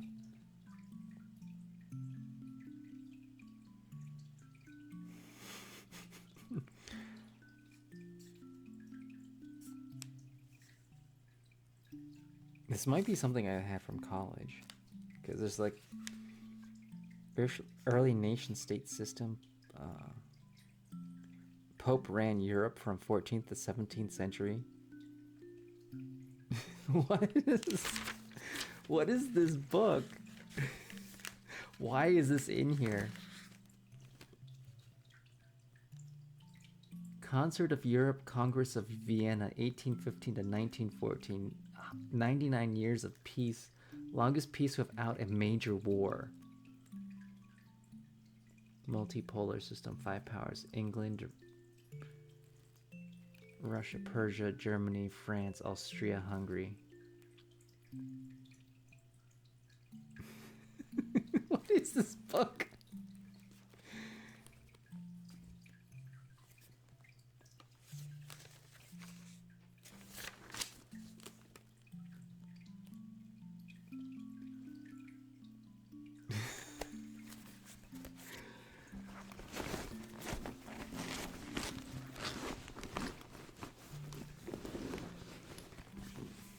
I don't know what that is. It's like old notes I took in college the first time around.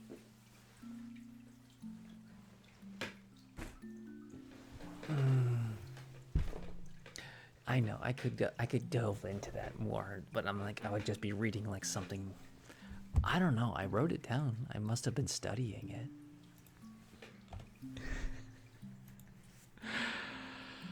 How are you guys doing tonight? Like, okay, so there are certain things I don't want to just like read offhand because like history changes, and then you like, these are old like notes from college, and it's like, you know, don't necessarily want to read every. I don't want to show it on stream because one, this is being recorded, and two, you never know what's in there. What like I'm pretty sure I like, it's strictly notes, but I say crazy things.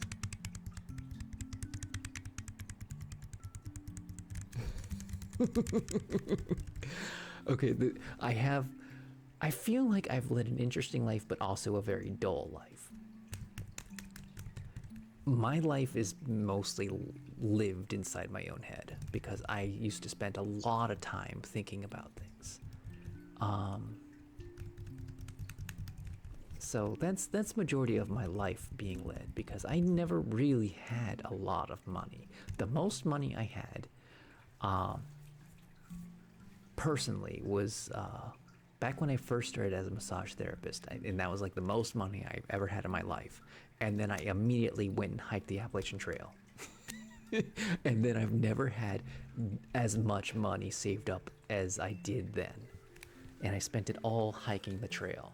So like, yeah, everything else has been like, I have paid off debts, I've bought land, but that's like, yeah, it's just, I used to live in Myrtle Beach for a time, for like 6 months. I used to live in Richmond, Virginia. That's where I went to college the first time around, and I don't live there anymore. I don't think I would want to live in Richmond again. I have friends in Baltimore, and like I don't want to live in Baltimore because it's too much like Richmond. So I don't like living in cities. A lot of cities are kind of like the same. I haven't met a city that I actually like being in. I've been to LA a few times. I don't really like it there.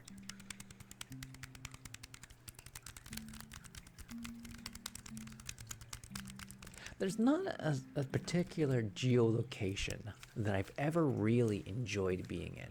I have absolutely enjoyed hiking the Appalachian Trail because you're homeless. But it's like, it's a lot of fun being homeless, hiking the Appalachian Trail.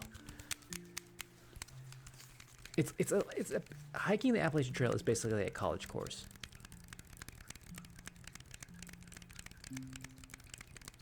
I do love mountains most of all. I like nature a lot. I like sitting out and laying in the sun. I don't do that as much as I should. I think I would be a lot happier if I did, but I am like I haven't earned enough money to like, retire pretty much, but like I've been helping a lot of people do like really important things that helps them out. So I kind of put off a lot of things in opposed to like building up my life. I mean, this show is like one thing I have been building up, but like it's not enough to live off of, which is like a shame because I would love to live off of. You know what I would actually like to do, is like I would love it if I could like because I've been watching a lot of VTubers and I want like a bunch of like I want to become a VTuber and like hang out with the VTubers because that's basically you're just a bunch of friends hanging out, playing video games, just shooting the shit, and you're like, and you get paid to do that. But that's also a job, and it's like it's not exactly like it's not free money, but it's a lot of fun to do.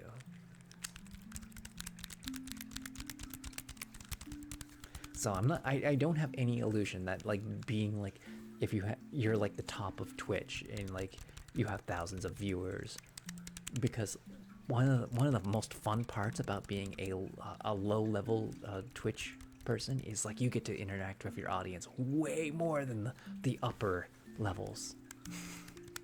Like people with thousands of people, like yeah, you can pay to like have talk to TTS, and like yeah, there's that, but it's like you get a huge disconnect when you have like that big of an audience, and you're like, argh! Which raises your risk level too, which is also scary. Yeah, low level stuff is fun. It's low risk, but it's a hobby. It's basically a hobby job. You get to have fun. You can mess around. You can do whatever you want. When you're a higher level, you definitely have like higher standards put on you, and it gets scary. Like I don't know how you would work your way up to it, but like yeah, it would be very scary to have like thousands of people in your audience, and then like you're like. Because I watch it, if you, like somebody has beef with you, and then like you get like the fear of like things like swatting, that's scary to me. Oh my goodness, that is terrifying to me. Like just, oh yeah, burnout, absolutely burnout.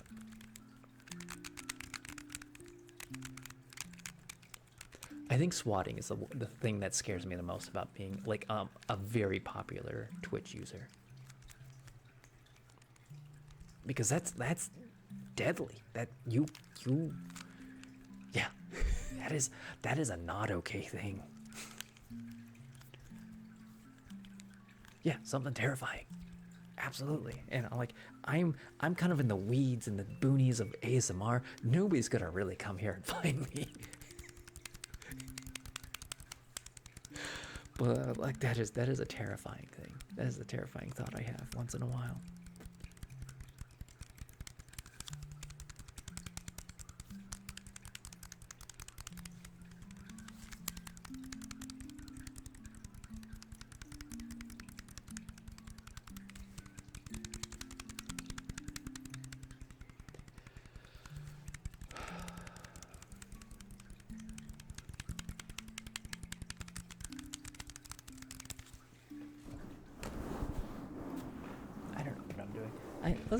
Let's get into a happier topic, because that's a scary topic.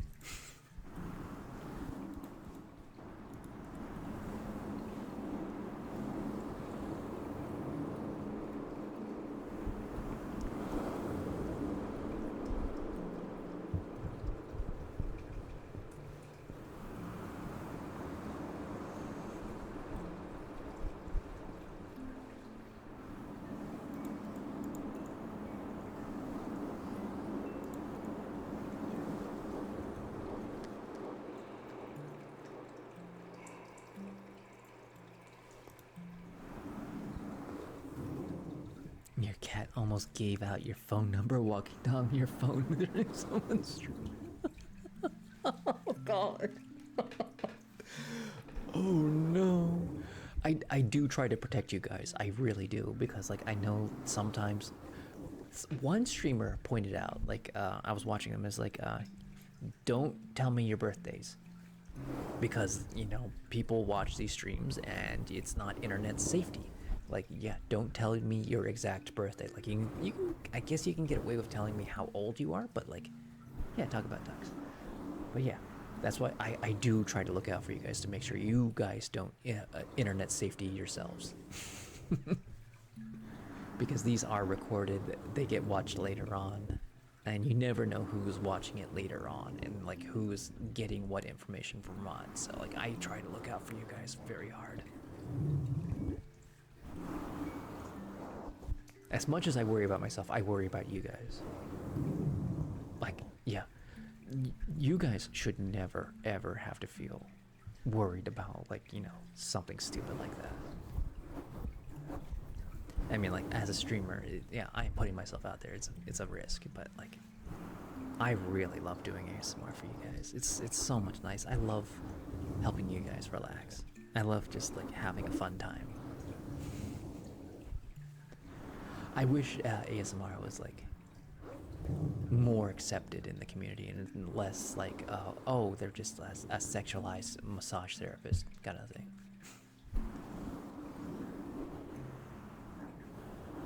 Age range is honestly safer, especially if you're below 18. Yeah. And I know like some people who are like under 18 do watch my show. It's because I am not like a big boob, hanging out, ear licking streamer. Even though, like, yeah, a lot of people love them, it's not for everybody.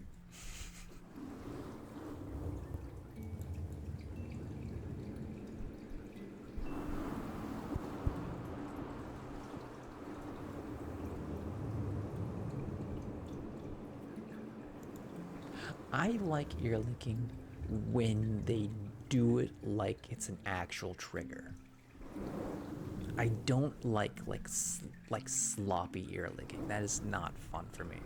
But when it becomes a real trigger, it is a legitimate trigger, and I can absolutely understand if you don't like it, but it is a legitimate trigger, and I love it when they put effort into it. Like, somebody who puts effort in it, they study it, they understand it, and like they work with it. I can absolutely enjoy it and respect it because it is a legitimate trigger. Lazy, purely for the sexual gratification, no, that's you're going for the least common denominator. That's not fun.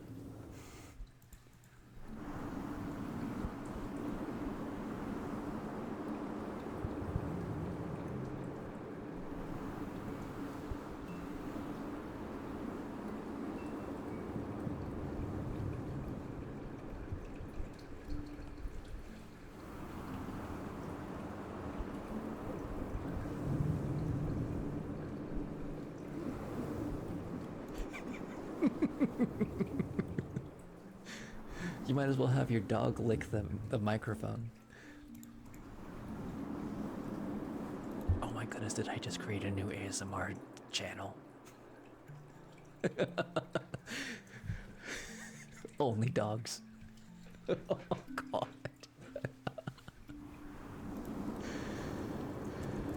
They're constantly putting peanut butter on the microphone.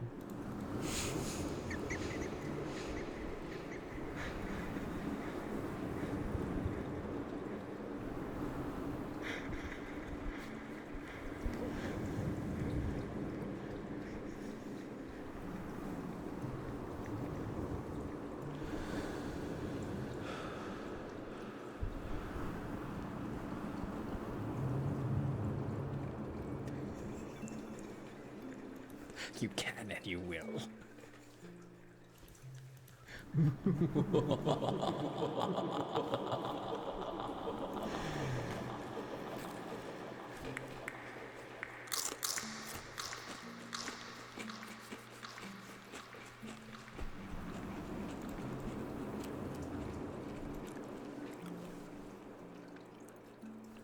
I'm sorry, Lexi, have you never heard of that Darwin Award? Where anybody who knows what a Darwin Award is,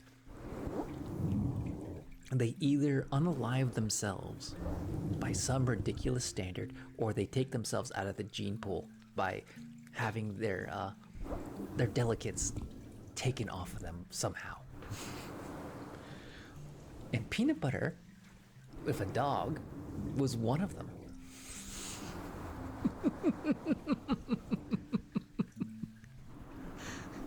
And I will not elaborate.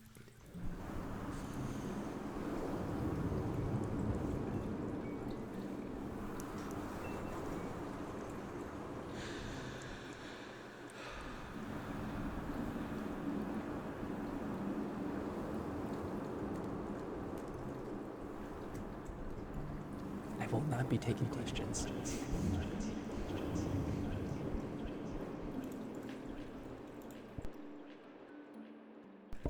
I don't think a vasectomy counts as a Darwin Award.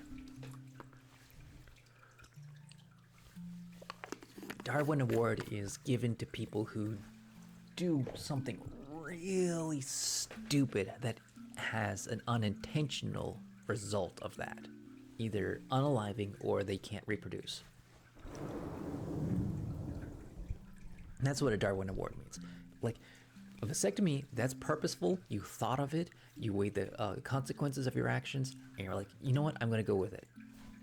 That is not a Darwin Award. That is a conscious decision.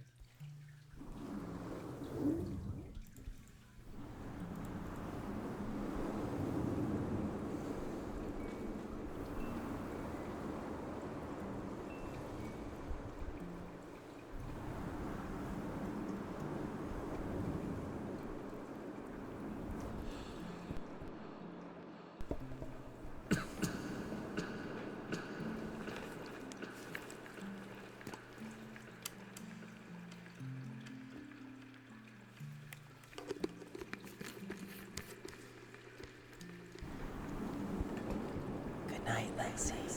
It's time to wake up and go to bed.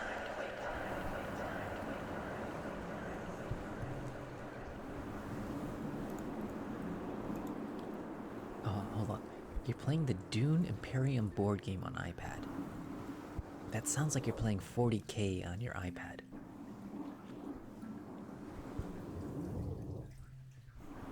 And I actually heard that 40K borrows a lot from Dune. So I guess it makes sense as well.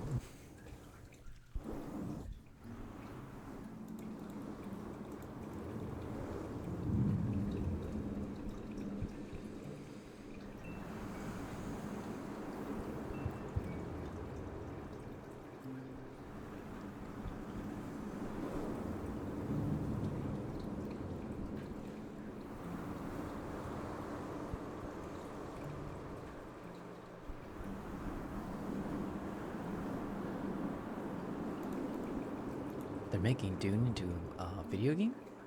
I didn't know this. My favorite Dune so far has been the Patrick Stewart Dune. I tried to read the book Dune, and there was no mentions of weirding modules, and I'm like very disappointed. I don't know where they came from.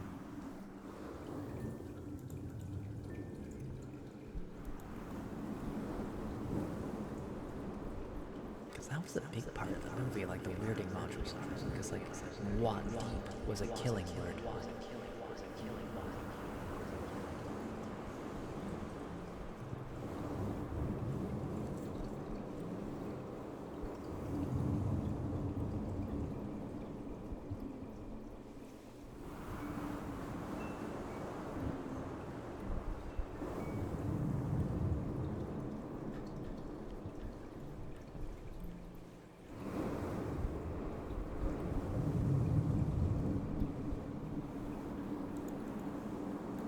The one with Patrick Stewart and Sting? Yeah, I haven't watched the new ones. I think I've seen bits and pieces of the new ones. And there's like a lot of new Dunes.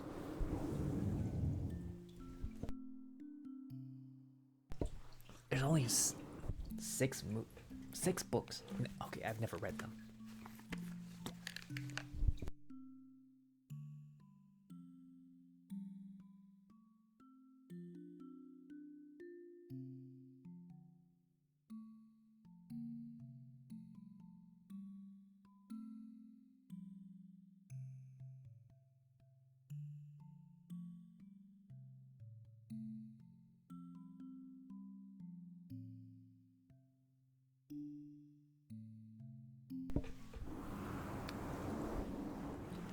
I got something scratchy in my throat.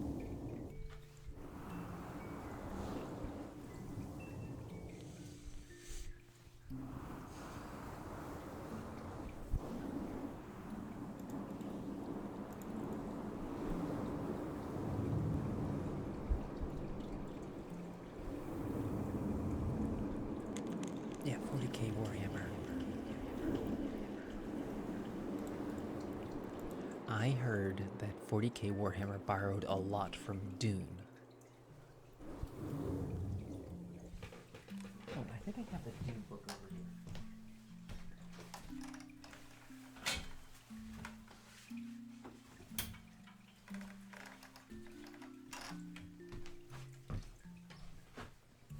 Okay, this is the book I read by Frank Herbert.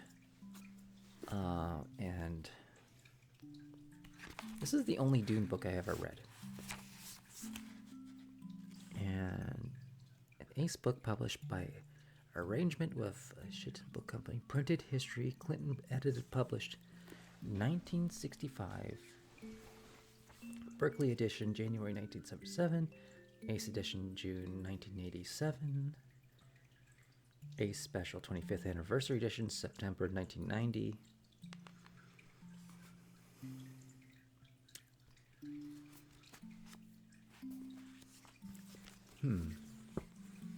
I mean, it's Dune. It's not like it's not the Patrick Stewart movie. It's like a different. It's like an alternate reality Dune.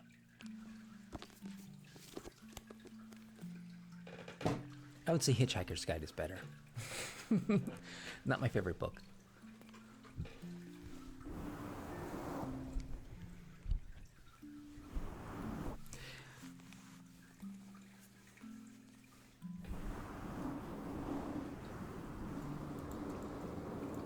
I would read like Discworld Terry Pratchett over that version of Dune.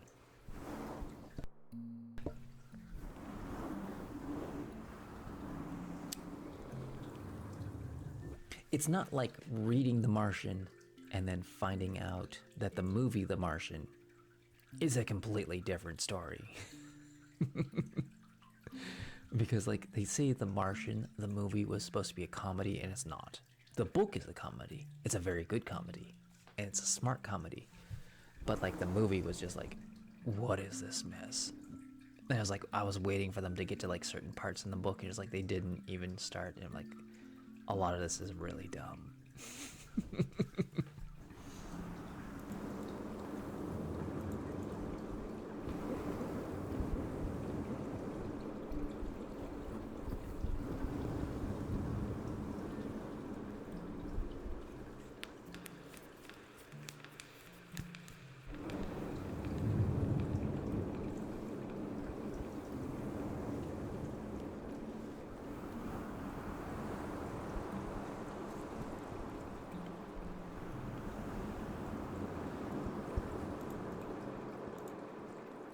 I'm going to guess, because we've already done the oh, Cottage Grimmy. I completely didn't read your name.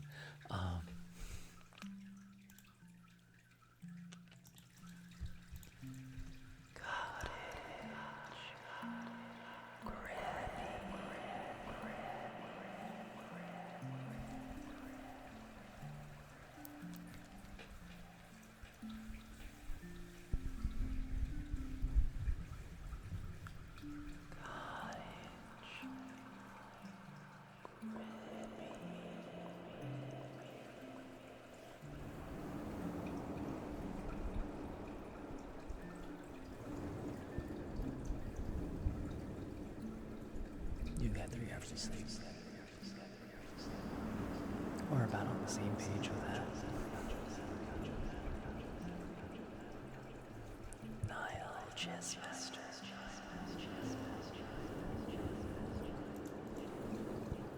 Are you chess master or are you cheese master? But you're like cheese master. Where you like you cut yourself off because you don't want to like let people on that you're a cheese master, not a chess master.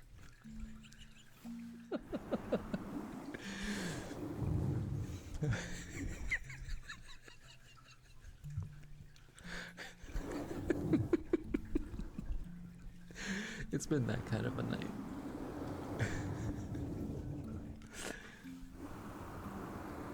How you doing tonight, Neil?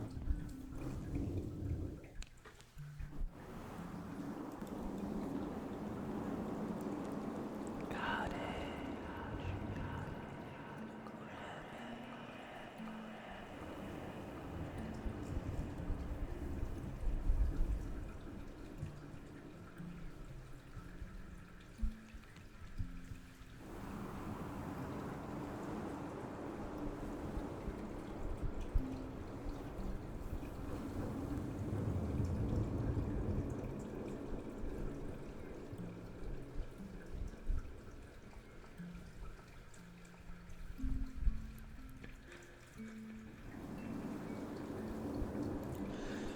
Okay, which part did I mispronounce?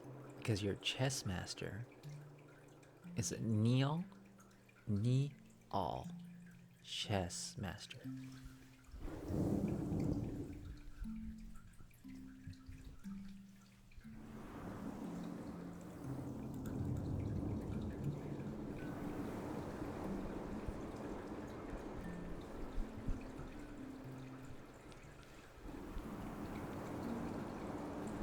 Nile. Oh, okay. Okay, Nile, chess master.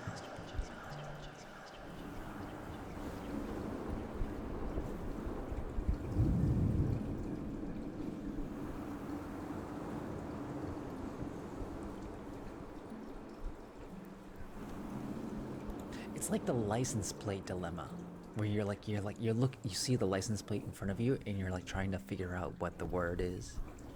You're like, how do you say it? It's like skater boy. Oh my goodness! I was once driving behind a car that had the license plate, "Get away car." They were driving 20 miles under the speed limit.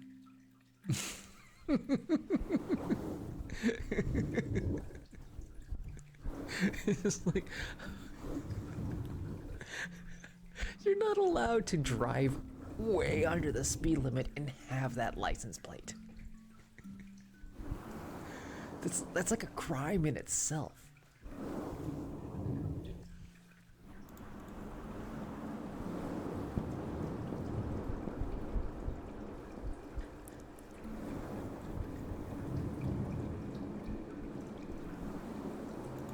It was a one-lane road.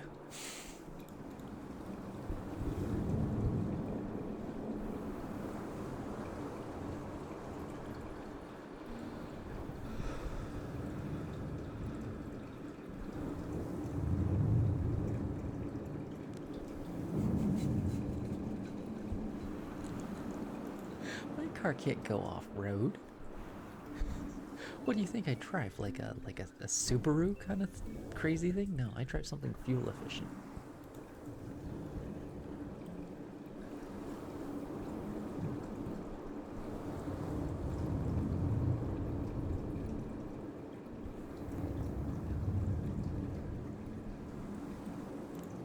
I do not drive a beer, I'm sorry.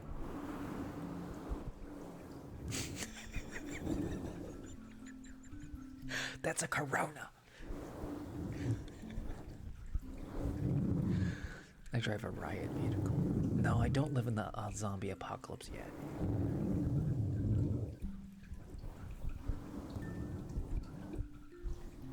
So I've been watching a lot of shorts for Zombie Nation, and I think I actually have to watch this show.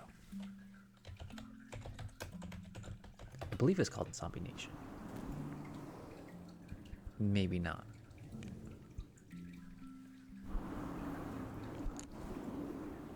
Zombie Nation's a musician. Okay, that's not what show have I been watching?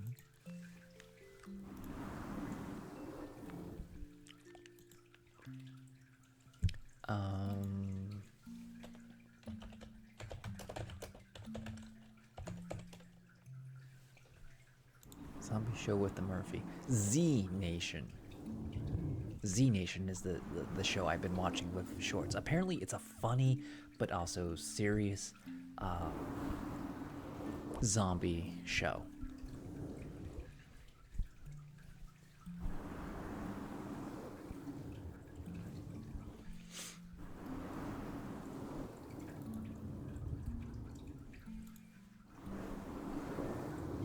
Actually, I want to.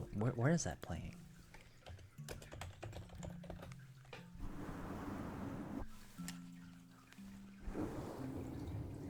Okay, Amazon. You can get season 1. Sci-fi, Instagram. Okay, I think it's just. I think it's just Amazon right now. I'm probably never gonna watch it then.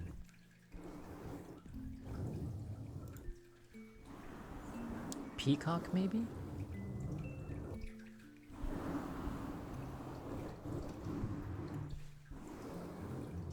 Oh, it's not a Netflix show. Oh, that's disappointing.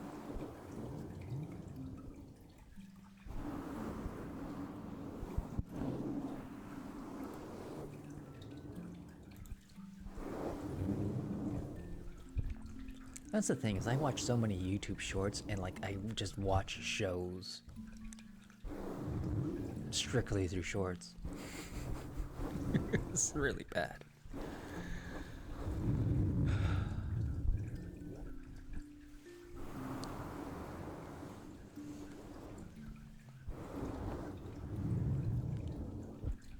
I get really hooked on like courtroom scenes, and I'm like, I don't know why I get hooked on like courtroom scenes, and like people are saying like, that's a dumb lawyer in there, they should never do that, that person would be disbarred, that judge would be disbarred, that like they would just love the comments. I love comments when it comes to like lawyer courtroom dramas.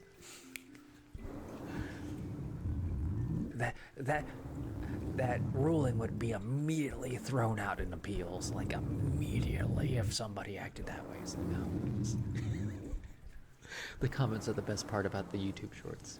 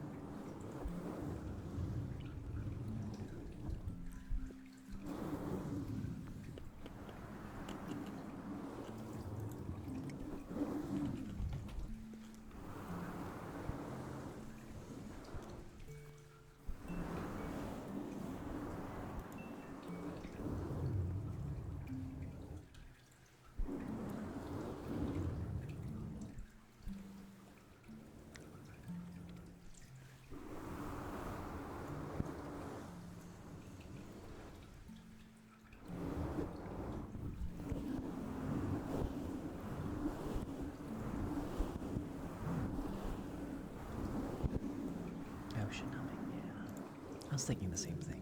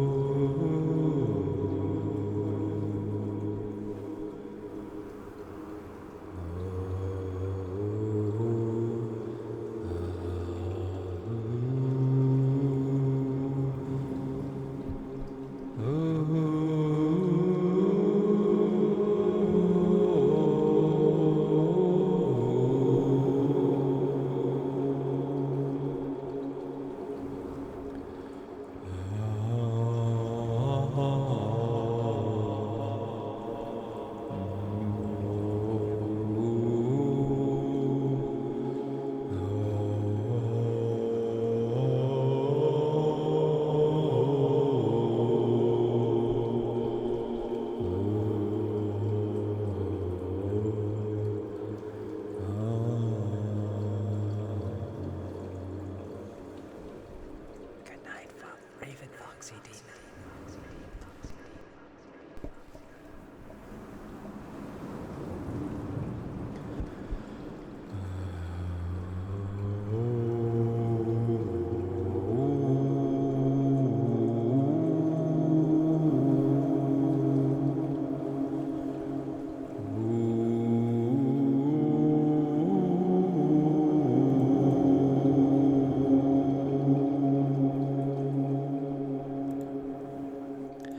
Maybe.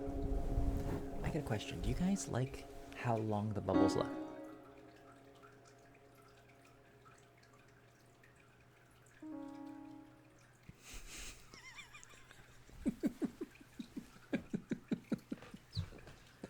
I wanted this to be a table, but it makes noise when you put things on it.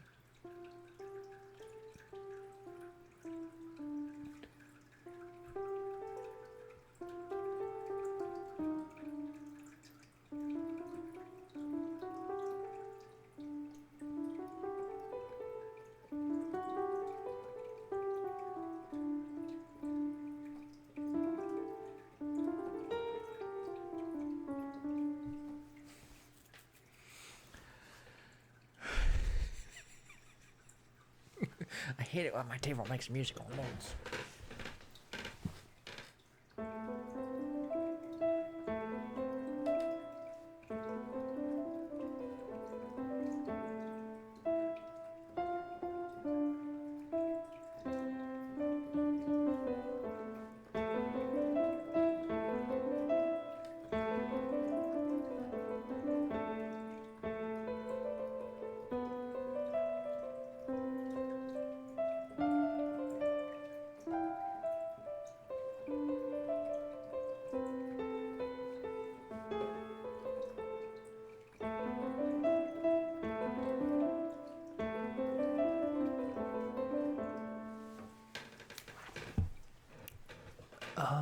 It's what? Oh yeah, the one I was having trouble with.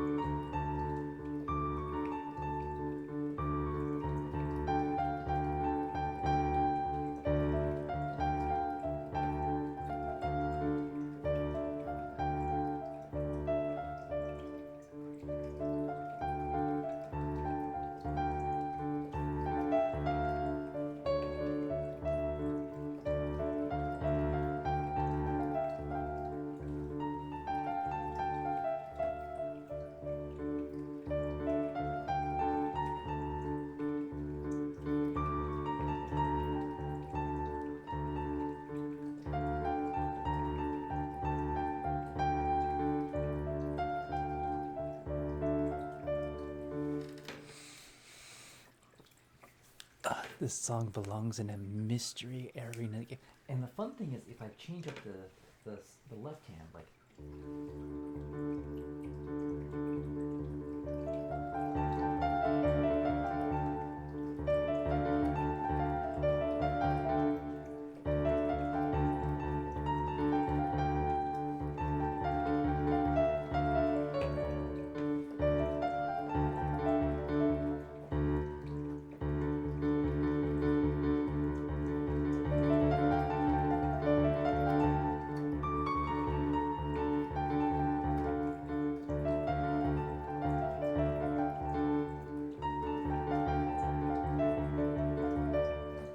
It's hard to like pull that off. I know, it's like picking up the tempo, but like.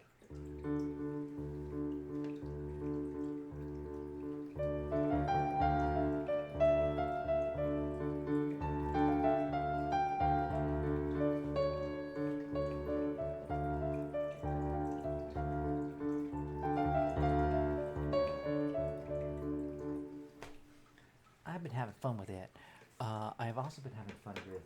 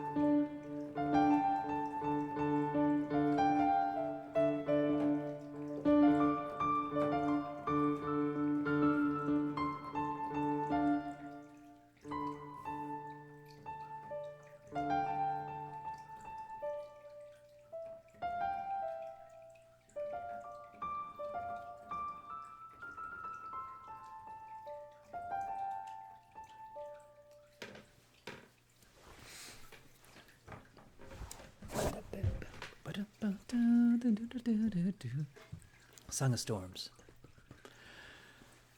But I've been like playing with that, and that's more of like a jazzy tune to it, and I love that it becomes more jazzy when you play it like that.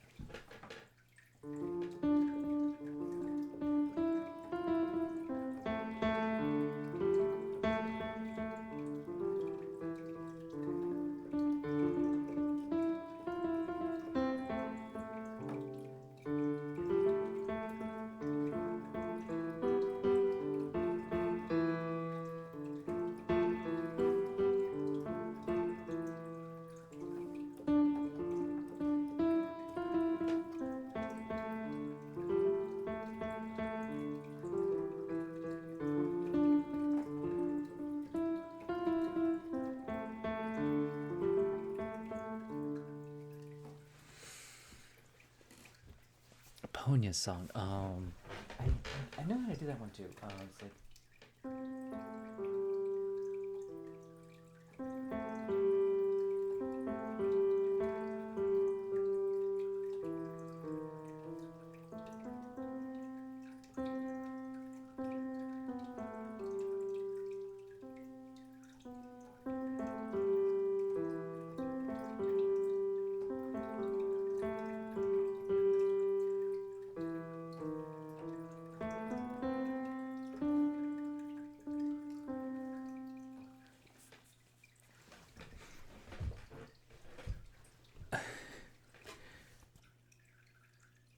Scopian vibe. What was I supposed to do before I started playing piano? I was like, people were asking me to do something. What was it? I was changing gears, and then we got piano playing. Someone made a request. This just can't remember at all. We got into the music. The music consumed my soul. Sync O plays. Mic brushing with ocean. Okay, yeah. Yeah, that's right.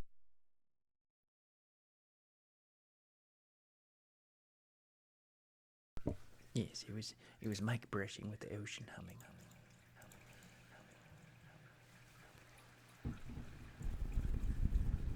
The thing with the mic brushing is it doesn't work well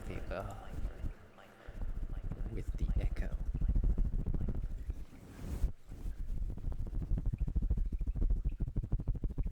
It all started with the table making weird noises. That darn table. That darn smile. It all started with that darn smile. The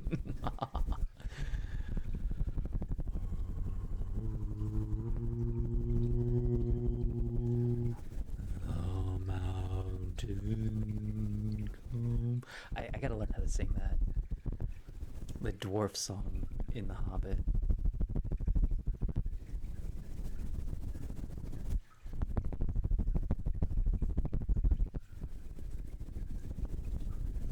The thing is, I don't remember the notes for it, so I can't quite sing it.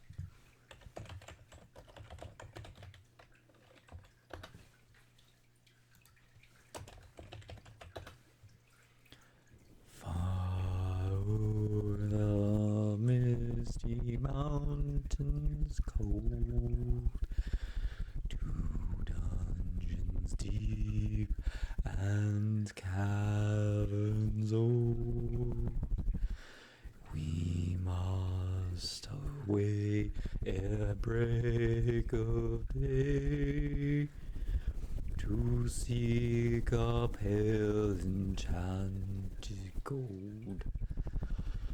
The dwarves of yore made mighty spells, while hammers fell like ringing bells in places deep where dark things sleep, in the hollow halls beneath the fells. For ancient kings and elven lord, there many a gleaming golden hold. Did I just get raided?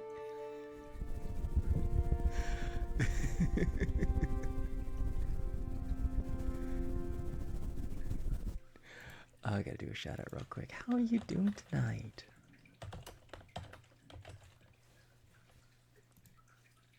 How's everybody doing tonight? We've been being very silly tonight. In hollow halls beneath the fells, for ancient kings and elvish lord, there many a gleaming, a golden hoard, they shaped and wrought, and light they caught, to hide in glitter gems on hilt of sword, on silver necklaces they strung. The flowing stars on crowns they hung, the dragon fire in twisted wire. They meshed the light of moon and sun. They meshed the light of moon and sun. Oh, is there anything you want me to do for you, Falcor? Number 17. What was 17? The Thunder Cone. We'll be doing the Thunder Cone and not reading any more Misty Mountains.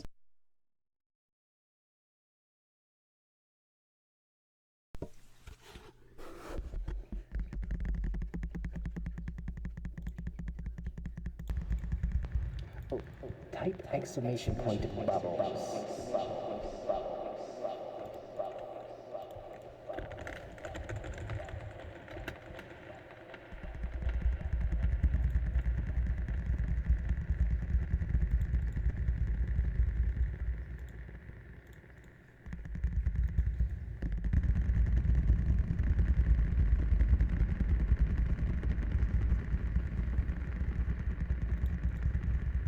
And if you want to get around the spam filter, bubble also works. So bubble and bubbles will give you bubbles.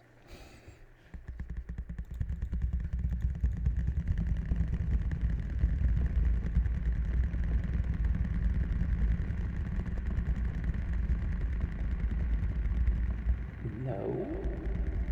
No. No. They've always been like three different colors.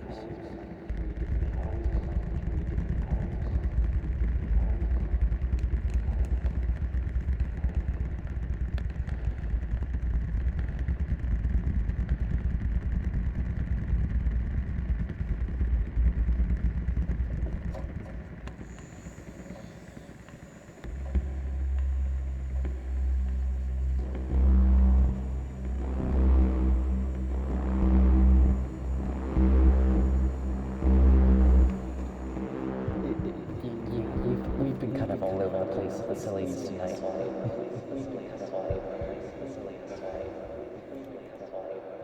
We were just talking about Darwin Wars of all things.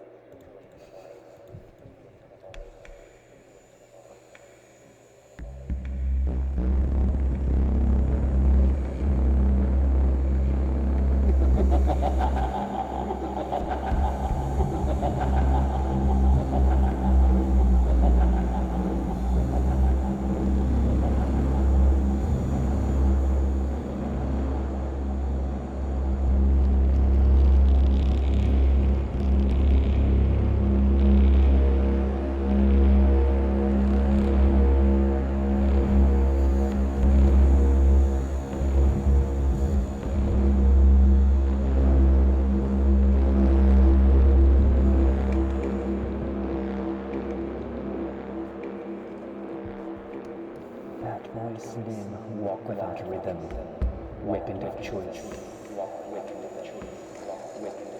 Walk without rhythm and you won't attract the world.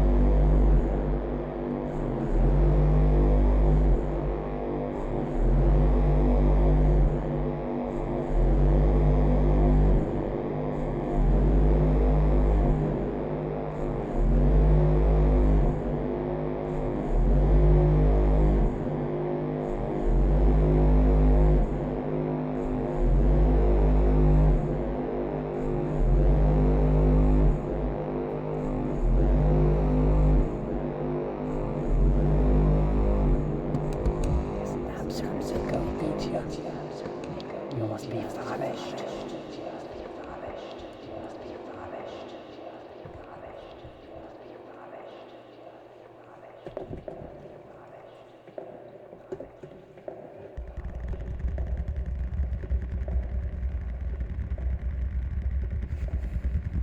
It's exactly what you choose. It's exactly what you choose. It's exactly what you choose. It's exactly what you choose. It's exactly what you choose.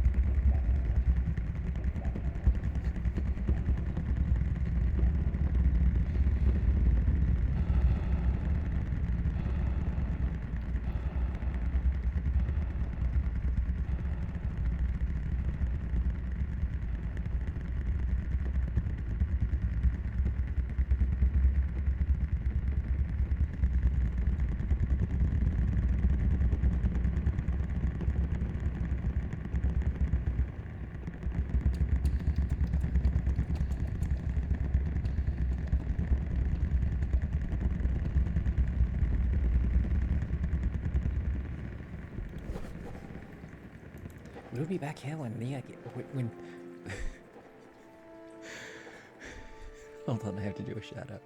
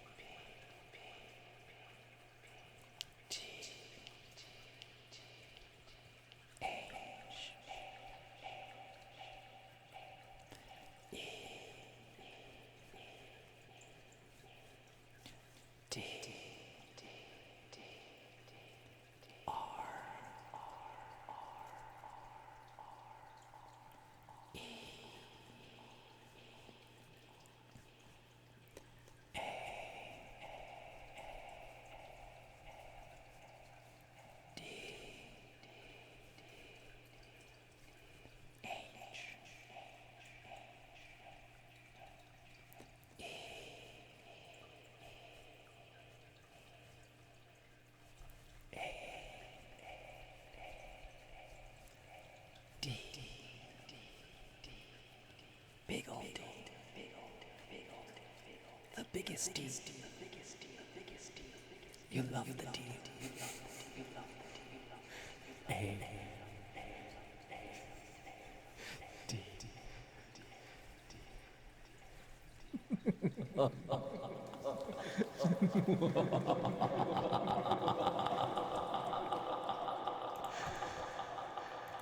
Okay, I actually have to go to the bathroom. The biggest D. You love the D.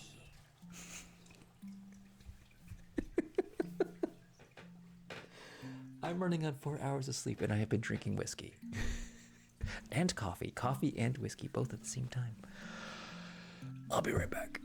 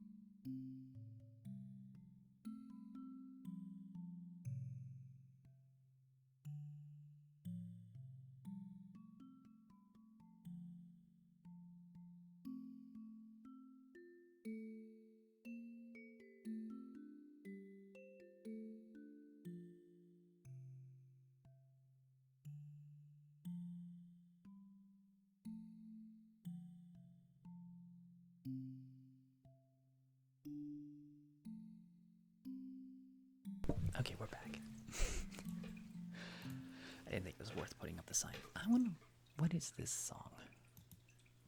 I don't remember what this is. I gotta put that and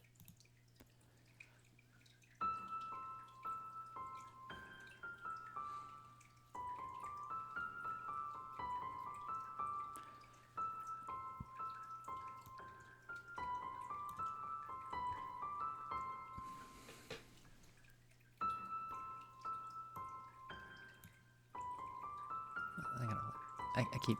I'm editing it while we're doing this.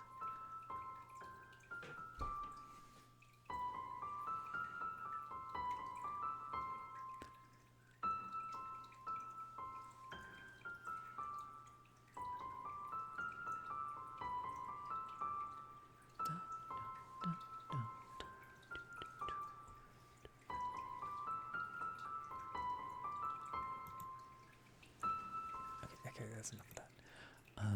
Boop.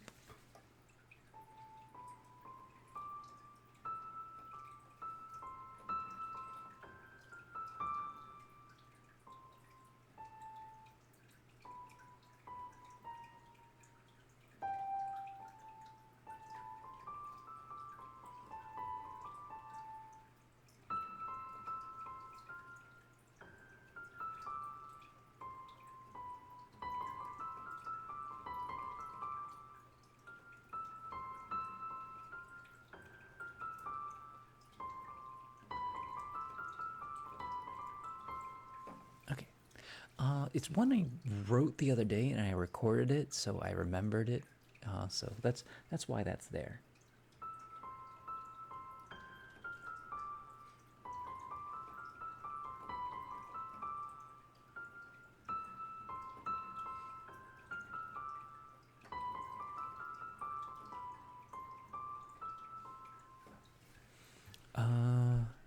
Well, I'm supposed to do ocean humming first, and then glass tapping. Glass tapping first. No, wait, no. We're doing ocean humming, and then we're doing glass tapping. I guess I don't know anymore. We're making up as we go along. Just remind me. Just remind me. Just remind me.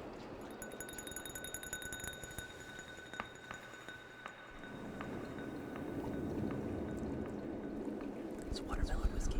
Watermelon whiskey. Watermelon whiskey. Watermelon whiskey.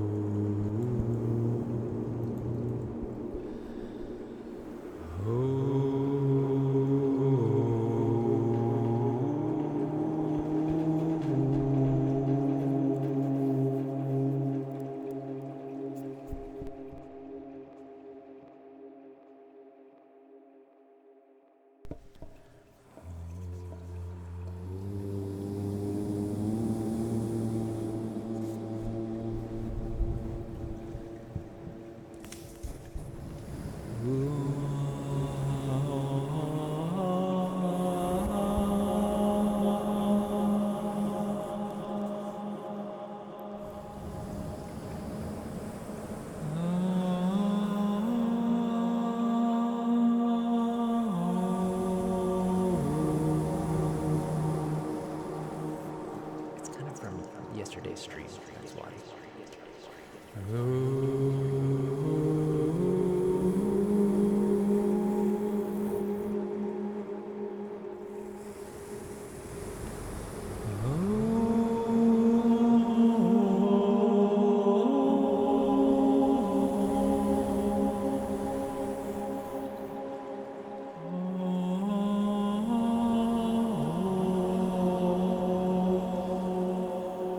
I know. You came late. I know.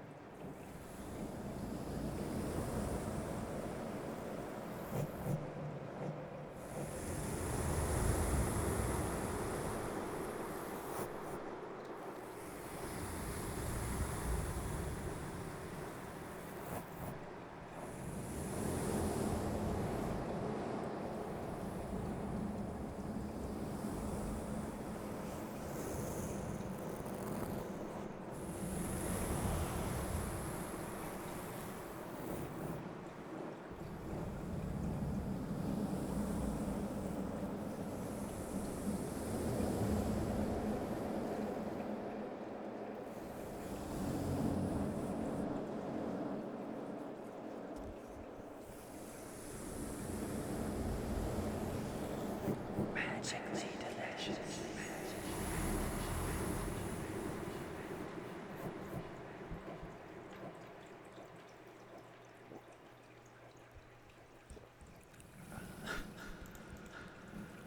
Something I used to say a lot when people asked how am I was like, I'm special.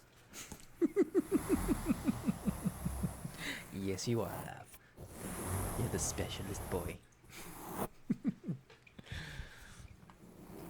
Alyssa, how are you doing tonight?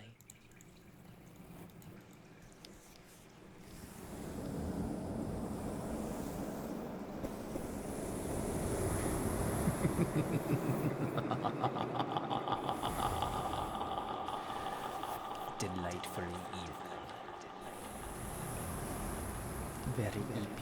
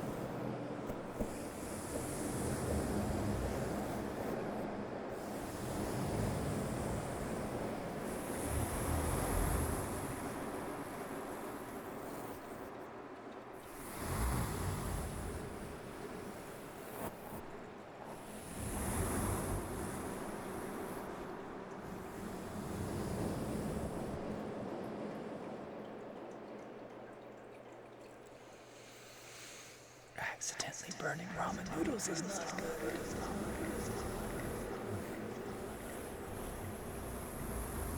I love ramen noodles and vegetables.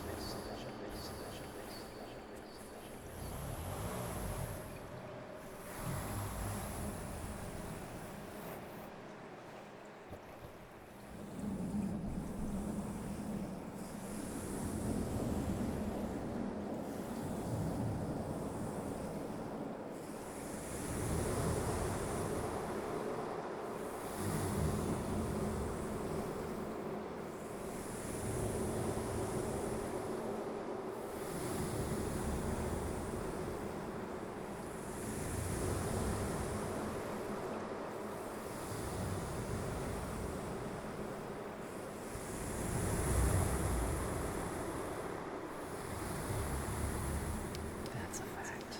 Weekends always need to be longer.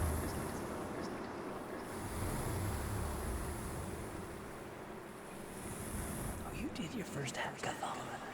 Congratulations.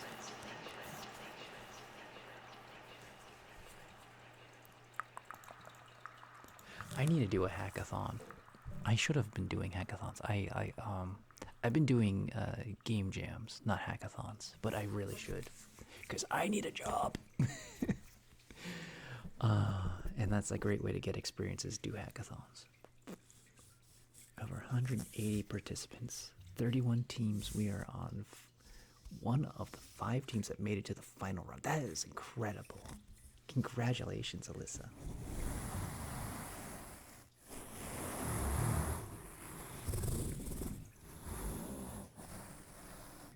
Oh, I think it's a new game right now. If because I just did a game jam. Yeah, Cursed Revenge. That's my latest game. It's like 5 minutes. You can't play it on your phone. It's PC only.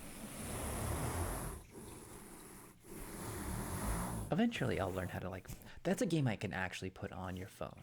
Like I could like figure out the controls for mobile. So that's within the realm of possibility. It's not going to be anytime soon. Just it'll be 6 months when. The game jam was the theme was, you are the weapon, and I had 2 ideas. One was you were the weapon, don't kill anybody, and it was like basically it would be like an Unreal Engine, and you're just trying to get to work. And if you touch somebody, you go into a murderous rage and you kill everybody. The other one was the one I actually made, which was Cursed Revenge, and you were a sword, and literally everyone did a game where you're a sword. But this was like a physics engine, and you're like, it's kind of like Super Bunny Man, but you're a sword Super Bunny Man.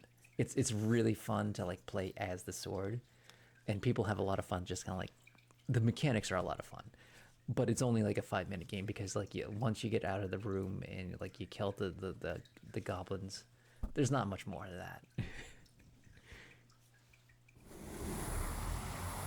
Raverick Moon.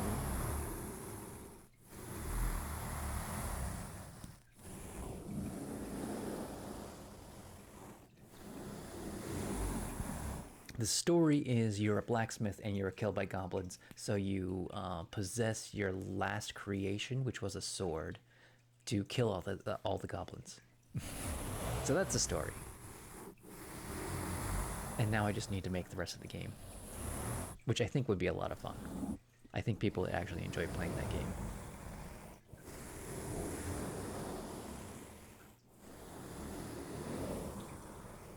There's no sound in it though. Like not yet anyways. I want to get the Midnight Murder Mystery Theater game done first, and then I'll pay attention to Cursed Revenge. But that's a game I could like. Midnight Murder Mystery is something I want to play with other streamers.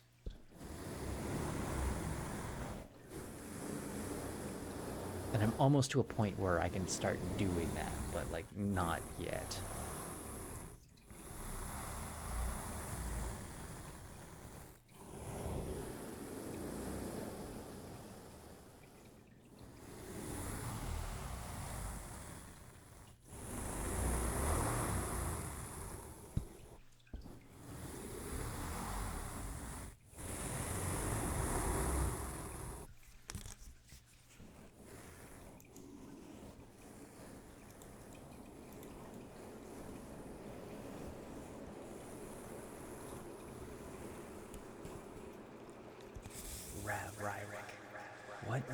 Why is people talking like this?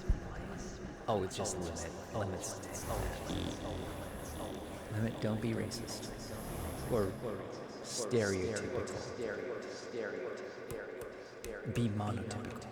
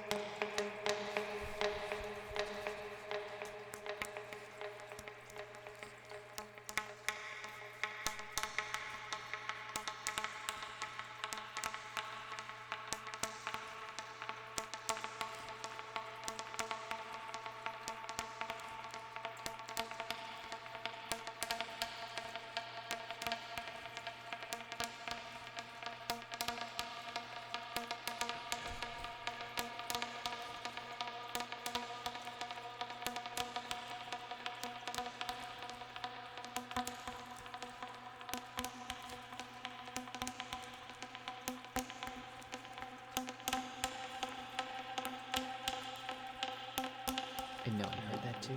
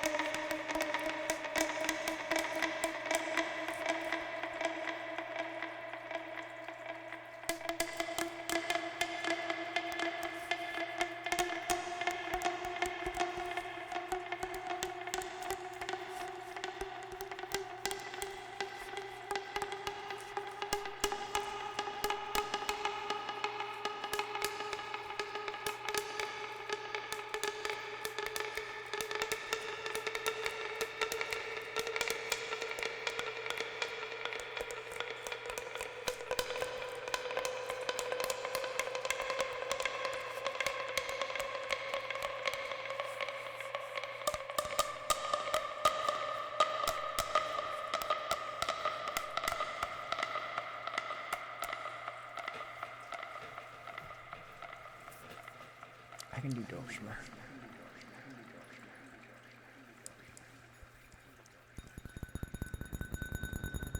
I have to do a little glass stepping first.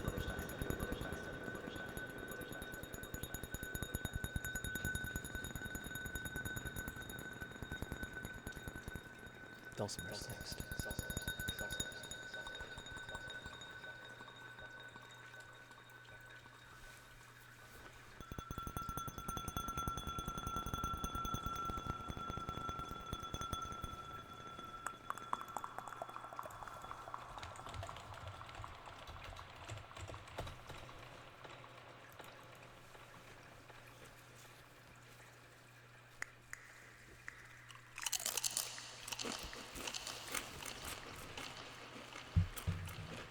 It is watermelon. Watermelon midnight moon. Whiskey.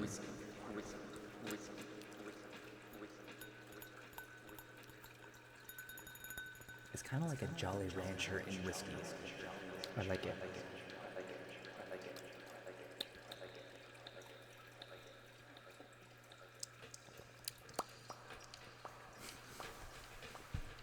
I don't really drink anything else. Like, the watermelon's new, but like they usually do a strawberry.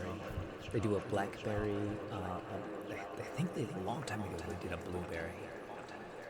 They do an apple cinnamon. That's really good.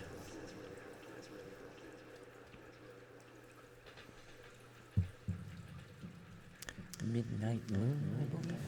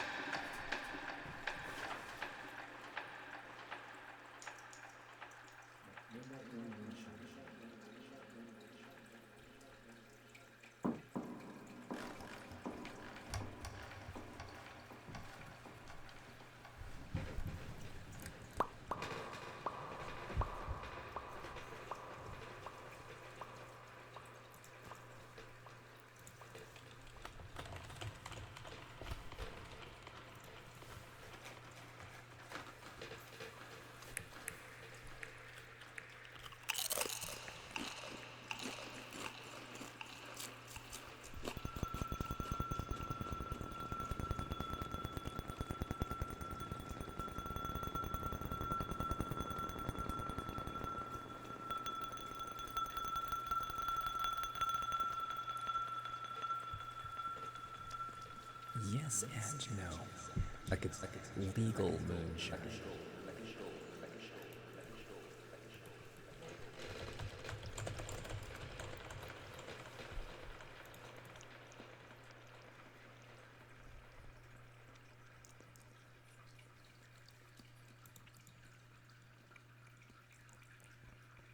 Oh, that looks delicious.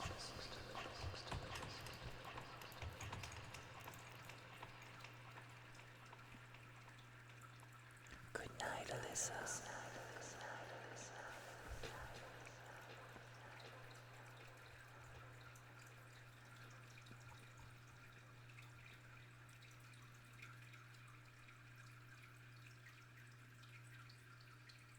Cookies cookies and cream, chocolate brown. What are they making? Those look amazing.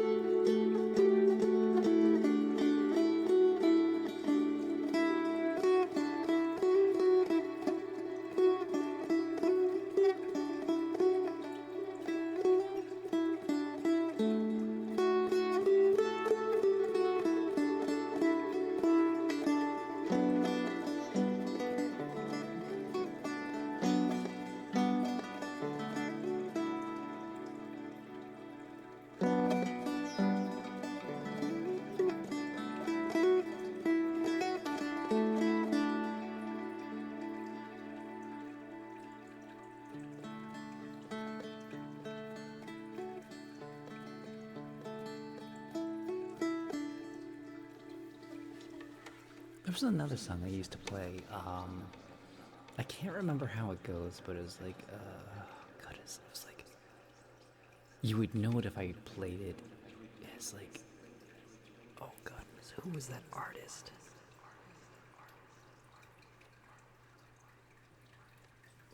I'm not gonna remember it. I don't know his name.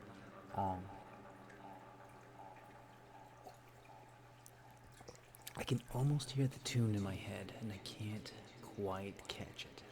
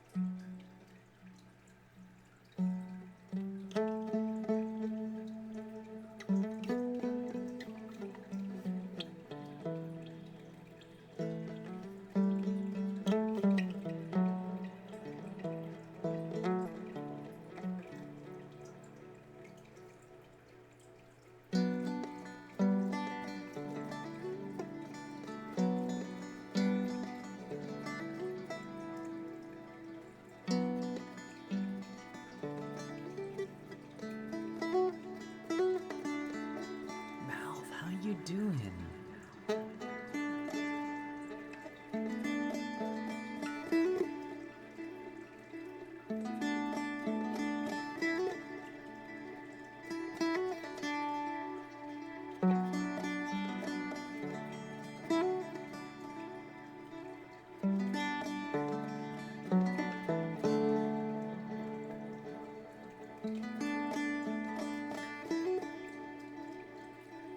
That sounds like fun.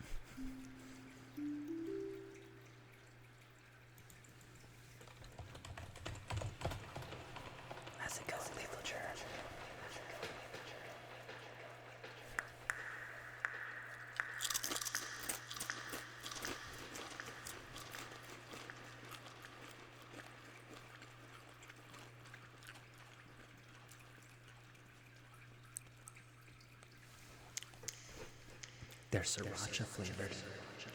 Arguably the best flavor.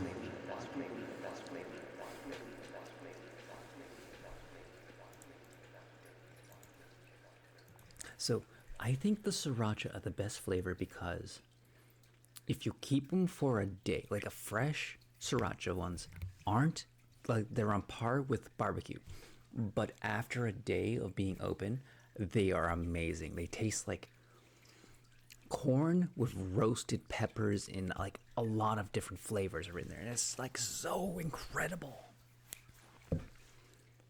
You begin a small dive into Warhammer 40k lore. I know, like it's great to dive into it, and like it's so rich and crazy. And the orcs are the best thing. They're the best boys. Orcs are just like living their best life in the 40k universe. Like you may want to be a space marine. It's best to be an orc. It really is. You're the best boy.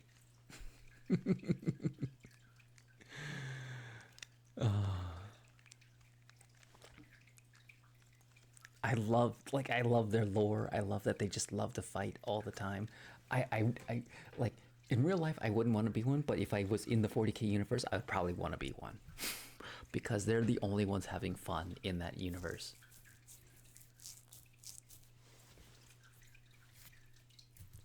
You like the Astra Militarium a ton, especially for the commissaires. The Nurglings too. I can respect Nurgle because like everyone's in a dream. Like he gives you an escape from all the pain by living in the pestilence. And like you don't feel the pestilence, but you are a pestilence thing. So it's like I can understand Nurgle. I can get behind it. I don't want to be it, but like you would, like if you're in Nurgle, you wouldn't know it. you would be perfectly fine. Slaanesh is like, yeah, you would enjoy it for like 5 minutes and be like, all right, I'm already over this. And you're like, the thing with Slaanesh is like, you keep having to push the boundaries to get like any kind of sensation because you've already burnt through all your sensations. So like you just go into the biggest SEM or BDSM. So I don't know any of the games. Like I saw Warhammer 2. Like I saw a lot of people playing that. That's the extent of my gameplay I've seen. But I've like followed some of the lore, and I know there's a lot of lore out there for 40k.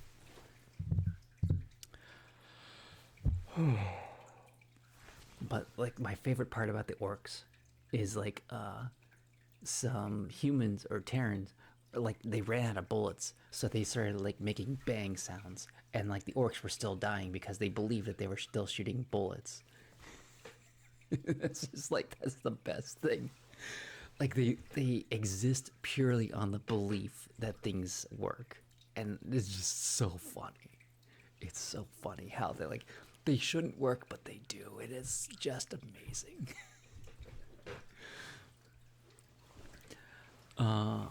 I don't know what I'm doing right now. I kind of like I'm a little tipsy, also tired. I'm exceedingly tired, but also awake. Whiskey, coffee, and 4 hours of sleep. Not a good combination.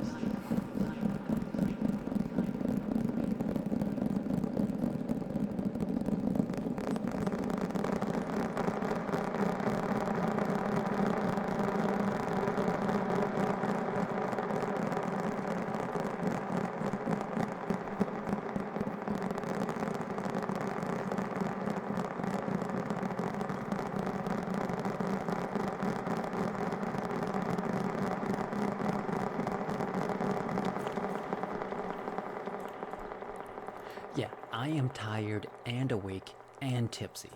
All of them. It's not a it's like a weird combination.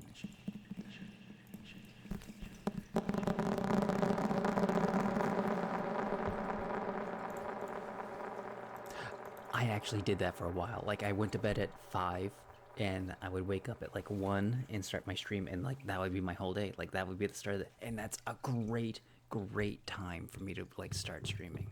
Except I can't do it because people keep waking me up to like we have dinner for you, and it's like, oh my goodness, it's 6 o'clock, and if I eat and then I try to go to sleep, I get like terrible acid reflux, so I can't go to sleep after I eat. It's like, stop waking me up, I'm trying to sleep. Just like they won't let me. So I would love that. I would love that time slot. I would love to fall asleep at 5 o'clock, because that seems like the best thing. I basically have to not live here to do that, and I would love to do that. That's the best thing for me. Like to wake up at like around midnight, 1 o'clock, and start streaming, because then I'm not tired at all. I'm like perfectly refreshed, ready to go. I actually tried to go to sleep, and I was like, I could not get any rest before midnight. I was like, I am super awake. So like, or super tired, super awake, can't go to sleep. I better do a show. So I got myself some coffee, and then promptly started drinking whiskey. That's been my night.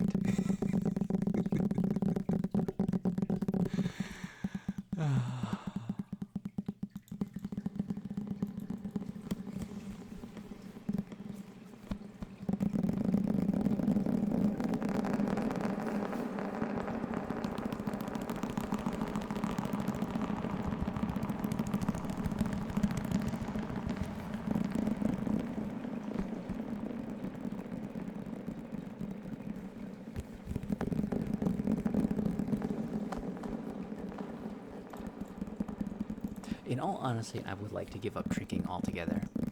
Like I will have a beer once in a while, and like the other day I was just like, I want to try whiskey for like a change, and it was like so. But yeah, if I had a choice, I would have like it is my choice, and I would like to give up drinking, because like it's not good for you in any way, shape, or form, like drinking at all. And I am having a lot more fun and a lot happier after hiking like 5-10 miles on the treadmill.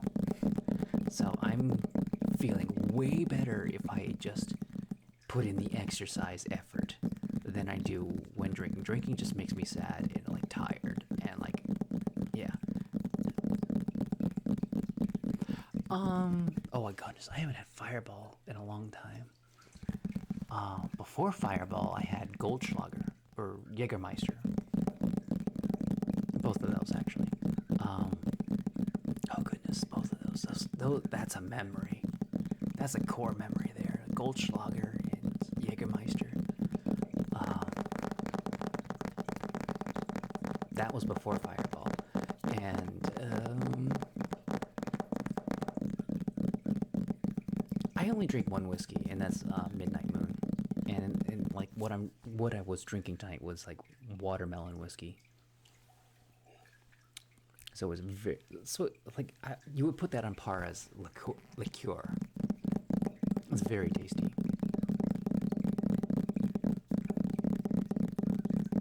And I don't want to like get into like trying too many other alcohols, because I don't want to like start liking other alcohols, so I don't get into them, and I don't drink a lot, because one, alcohol's very expensive. So I try not to drink as much as I can. But life is life, and the world kind of falls apart once in a while. You're like, I'm just gonna have one beer, and I make sure it's only one beer. I get like one tall boy, and then I don't have anything else in the house. And like, okay, I'm not drinking anything else, and that's basically how I manage alcohol. I let myself have one drink every once in a while. Of course, whiskey is different. Like you have like a whole jar of whiskey. You can't like not have whiskey around and be like, I'm just gonna get another ship.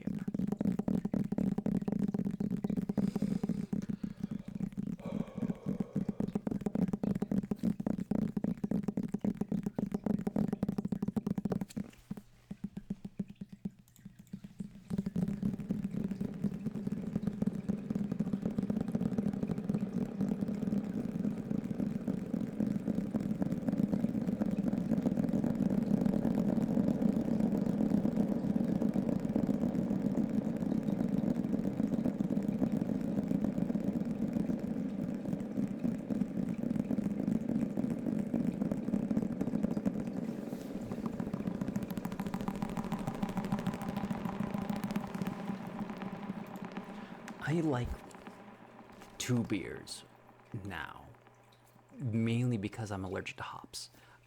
So I find like there's like only 2 beers that I can drink. I can only drink one of them. If I drink more than one of them, I have a bad time because like it just inflames my whole body if I drink too much hops or like too much fresh hops because it's like I'm pretty allergic to it. I was dehydrating hops one season, and my body was covered in hives when I walked into the room where I was dehydrating it. So it's like it was a bad time. It was like being cut, like people with latex allergies. It's just like really bad.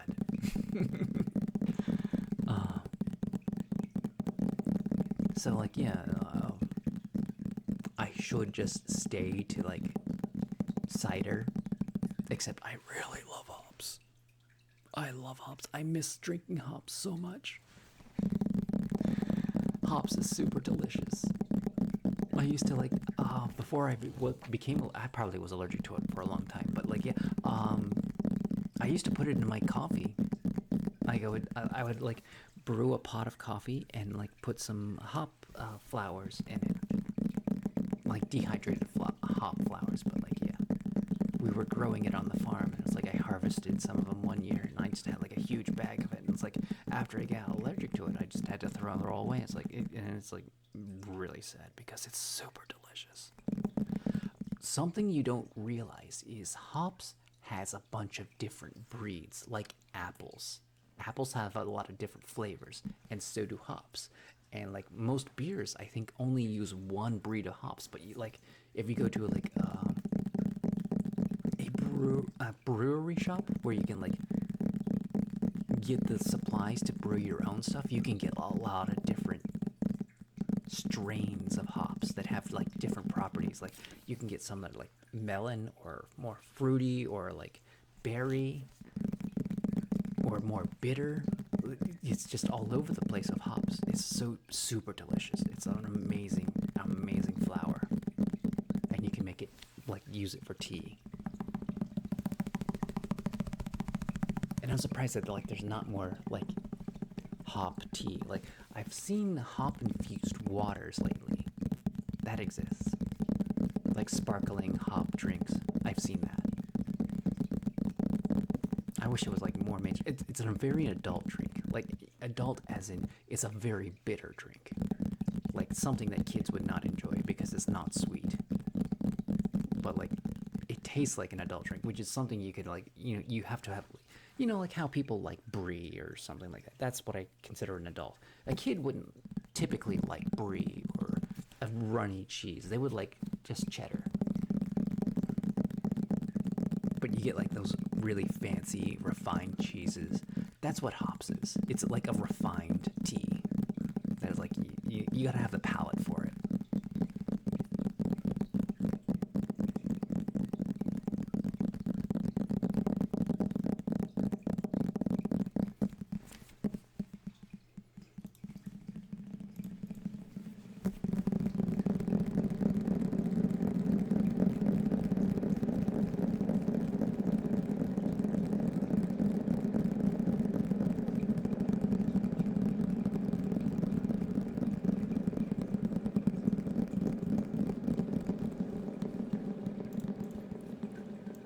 Okay.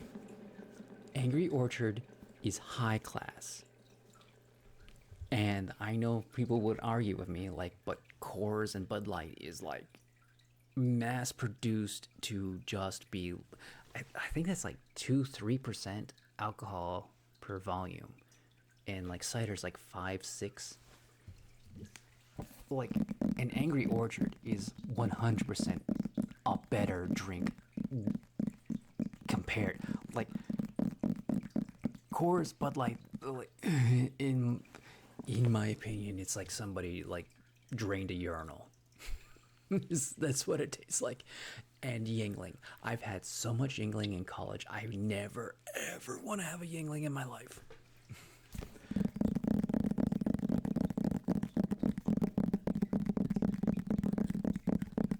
I mean, like, you enjoy what you enjoy, but like they're not good. they're meant to be mass produced to be like just palatable enough.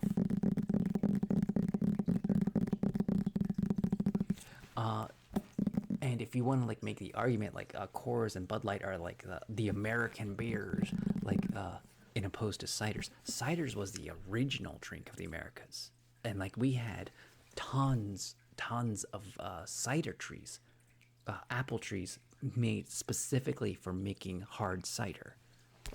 Like they weren't like today's apples where you can actually eat them. They were like spitters. Spitters is the apple term for it when you're like brewing with apples. Like if you bite into that apple, you would spit it out. But like they have so much sugar in there that it's used for brewing, and that is the original apple.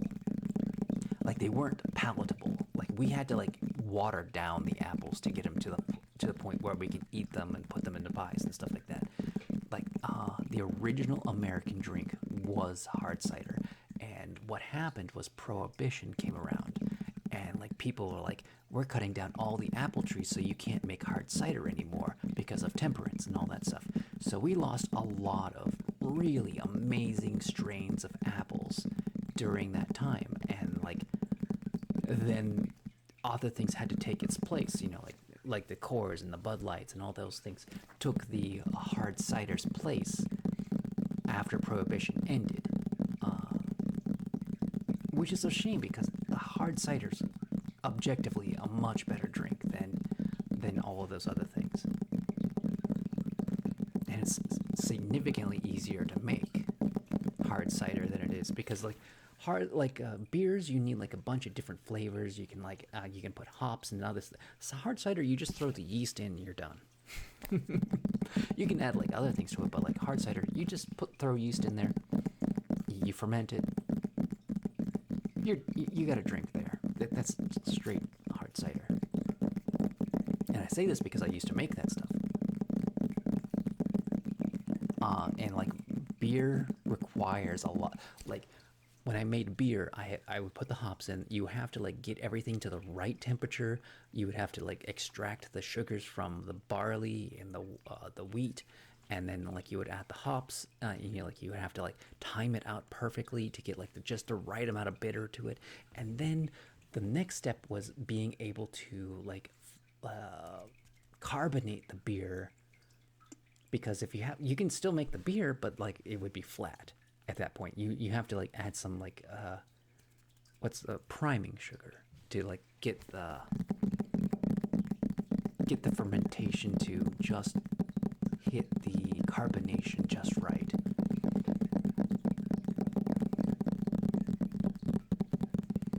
So there's a lot harder to make a beer than it is to make a hard cider.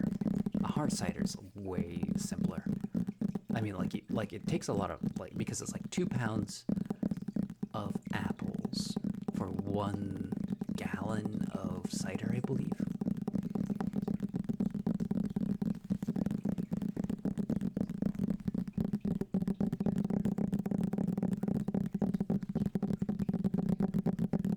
And I have a cider press actually.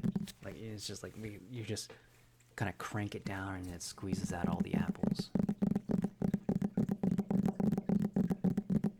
It's a beautiful machine, like analog. There's nothing crazy about it. Oh, mead is amazing. I love mead. One time, his strawberry mead was over-carbonated, and opening the bottles made them explode. Oh yeah, there are special bottles that you like. There's like latches, and you pull them down, and like because if you use like regular bottles, the bottom will break out. That happened to me once. Like I tried to ferment things, and I bottled it too soon, and they just exploded. Oh, just hobby. I made alcohol as a hobby, and it's not a terrible thing to learn how to make beer. And okay, somebody also pointed out to me, you have to know what you're doing so you don't end up giving yourself botulism. So you have to be careful with that. But I followed a recipe. I used yeast straight from the store, like special packaged stuff. So I have a low chance of if you're following a recipe, you're using like sterilized stuff, you're cleaning your equipment, I think your chances of botulism is very low. But like after somebody talked about it, like yeah, don't mess with fermentation because like you could get botulism. It's like, oh, I didn't know that.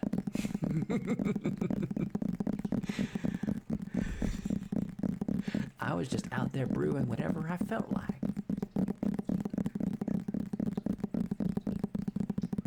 He used to mead bottles and the neck would blow off and most of the mead would just shoot out the line. Yeah. Same with canning. Yeah, canning. You can get botulism from canning. I didn't know that.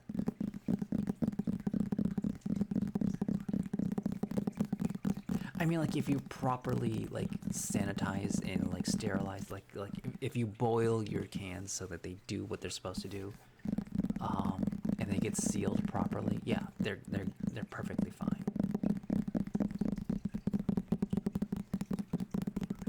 I assume. I'm gonna put that out there. I don't know enough about canning. I know something about brewing.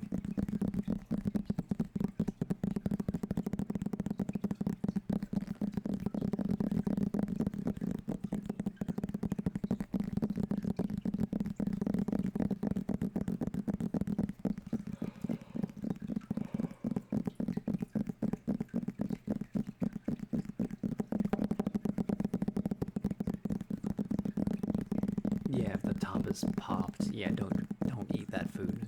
It's not good. That's true about most foods.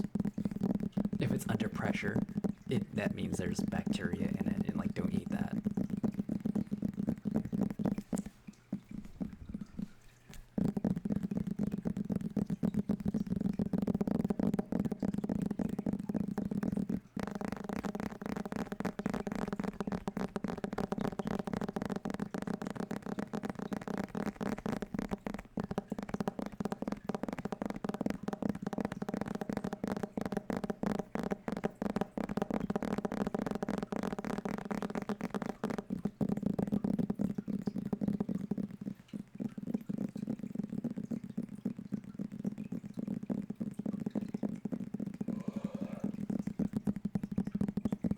I heard that like a lot of people, more than a few people, are trying to get the special bacteria in their gut where they naturally produce alcohol in their body. Like that is a real thing. Like somebody who was like never drink was pulled over for intoxication, but he just had a bacteria in his gut that fermented everything he ate and turned it into alcohol, and like they had to figure that out, and like he was never drinking anything.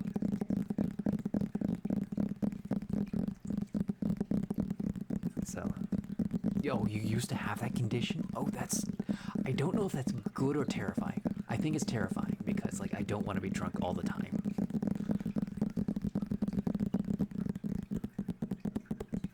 High protein, low carb diet. That makes sense. Yeah, because the carbs would be the thing that you would ferment.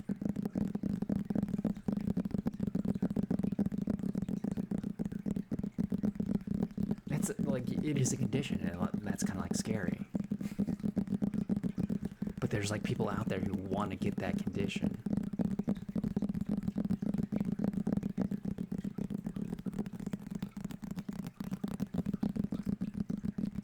Autobrew syndrome can be bacteria or yeast in high quantities will turn carbs into you eat into ethanol. Yeah. I wouldn't want that. I don't like being drunk. It's not fun to be drunk.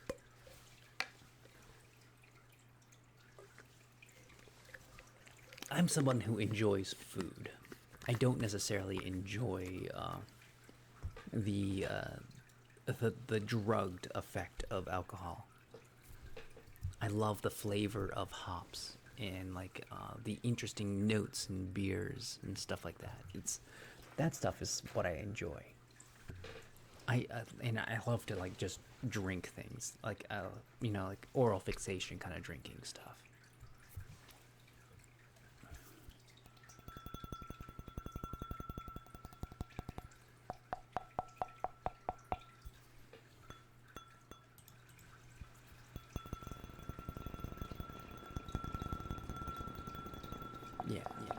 smells like the least. That's why I really loved hop tea. Like, it was beer without the beer. That's what I really loved. I loved making hop tea. And, like, you know, like, the worst of it is, like, I was running out of hops in my freezer, and I was like, I'm gonna preserve this, and I'm not gonna drink all of it. And I ended up getting allergy to it, and it's like I have to throw it away. And so I never got to enjoy this thing I was savoring. And it's like,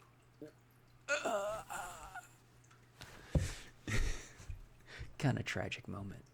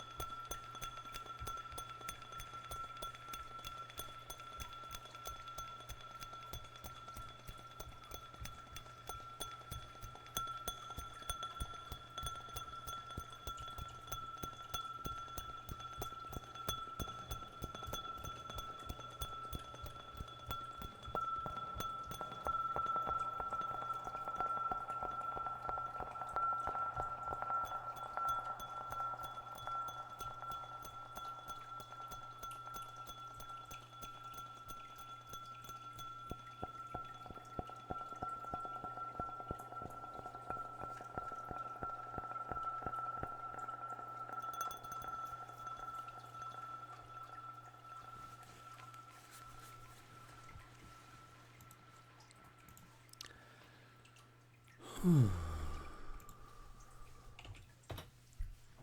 think I'm at my limit. It's 5:30 in the morning. Oh, let's see who's running. That's a rerun. Melvy's on. If anybody has a recommendation for rating somebody, let's hear it.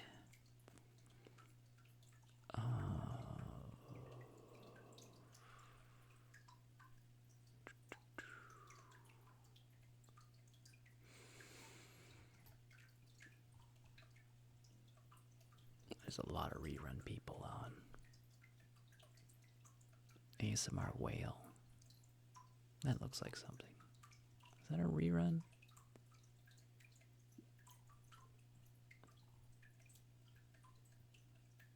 Marathon BX.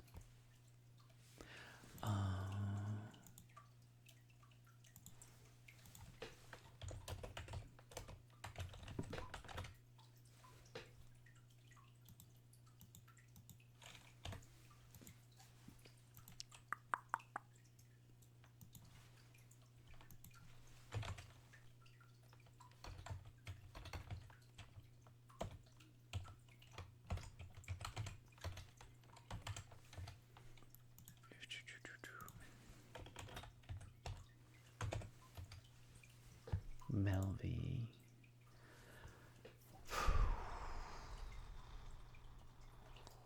I have no idea right now.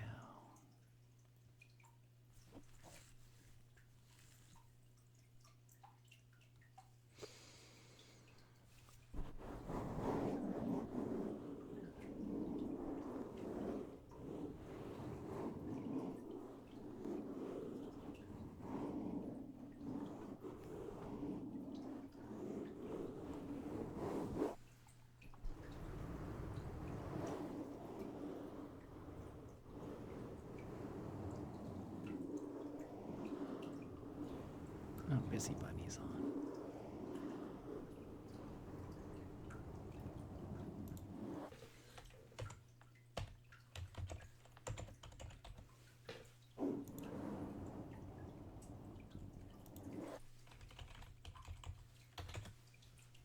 Okay, that three's good. Unless somebody wants to tell me differently. Okay, there's a poll out right now. Here's Sunset Lullaby, but may you be happy, may you be healthy, may you be peaceful, and may you be safe. May everyone watch you be happy, may everyone watch you be healthy, may everyone watch you be peaceful, and may everyone watch you be safe. May all things be happy, may all things be healthy, may all things be peaceful, and may all things be safe.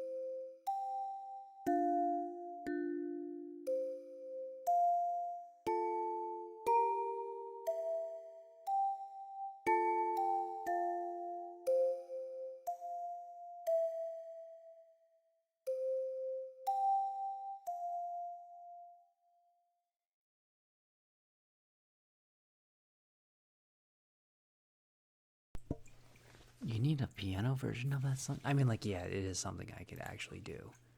Because I have those notes saved somewhere. I mean, I just shared the links for, like, the actual videos for that. So if you ever want to watch it again, and I have, like, you can get that on iTunes, honestly. The Sunset Lullaby is on iTunes.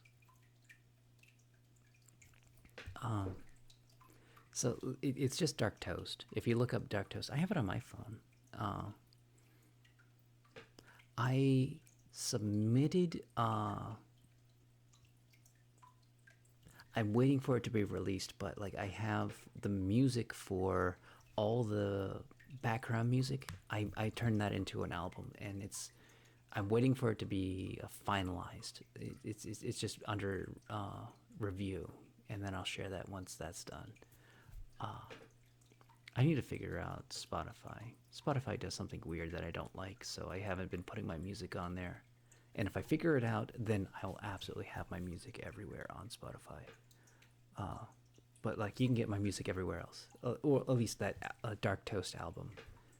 And I love Dark Toast. Dark Toast is like my Fantasia album because it's like every song is a story, and it's fun, and I like that. I like that it's kind of like this fun journey because there's like it starts in this exciting crescendo, like I'm gonna go on a journey, and then it gets dark, and then there's like happy again, and then there's dark, and then like that, and then like there's the Sunset Lullaby where like the happy ending happened. That's what I think of Dark Toast. It's just telling a story in music form, and it's like really fun for me when making that album. Okay, we're gonna go raid Busy Bunny because that's who it said we needed to go see. All right, you guys have a wonderful night. I will see you all later.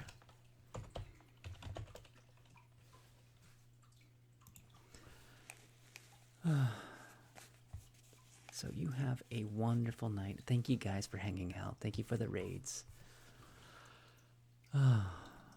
Well, we're gonna have fun tomorrow night. I thought tonight was Tuesday. It's actually Monday. So tomorrow night, we're probably gonna do a video game of some sort. I don't know what video game. If you want to think about it, my games, I have 7 Days to Die, and I do that on like super hardcore. I have Backpack Hero, but like I kind of burnt out on that. Bortato. I have Detroit Become Human. I've never played that, but I kind of like know how it ends because of YouTube shorts. I have Noita, Phasmophobia, which I want to play with somebody else because it terrifies me. I hate it. Power Wash Simulator, Supermarket Simulator, Vampire Survivors, and Splendor. That's all the games on my computer right this minute. So if any of those pique your interest, like when I start my stream tomorrow, let me know if those are something you want to see. Anyways, you guys have a wonderful night, and I will see you all later.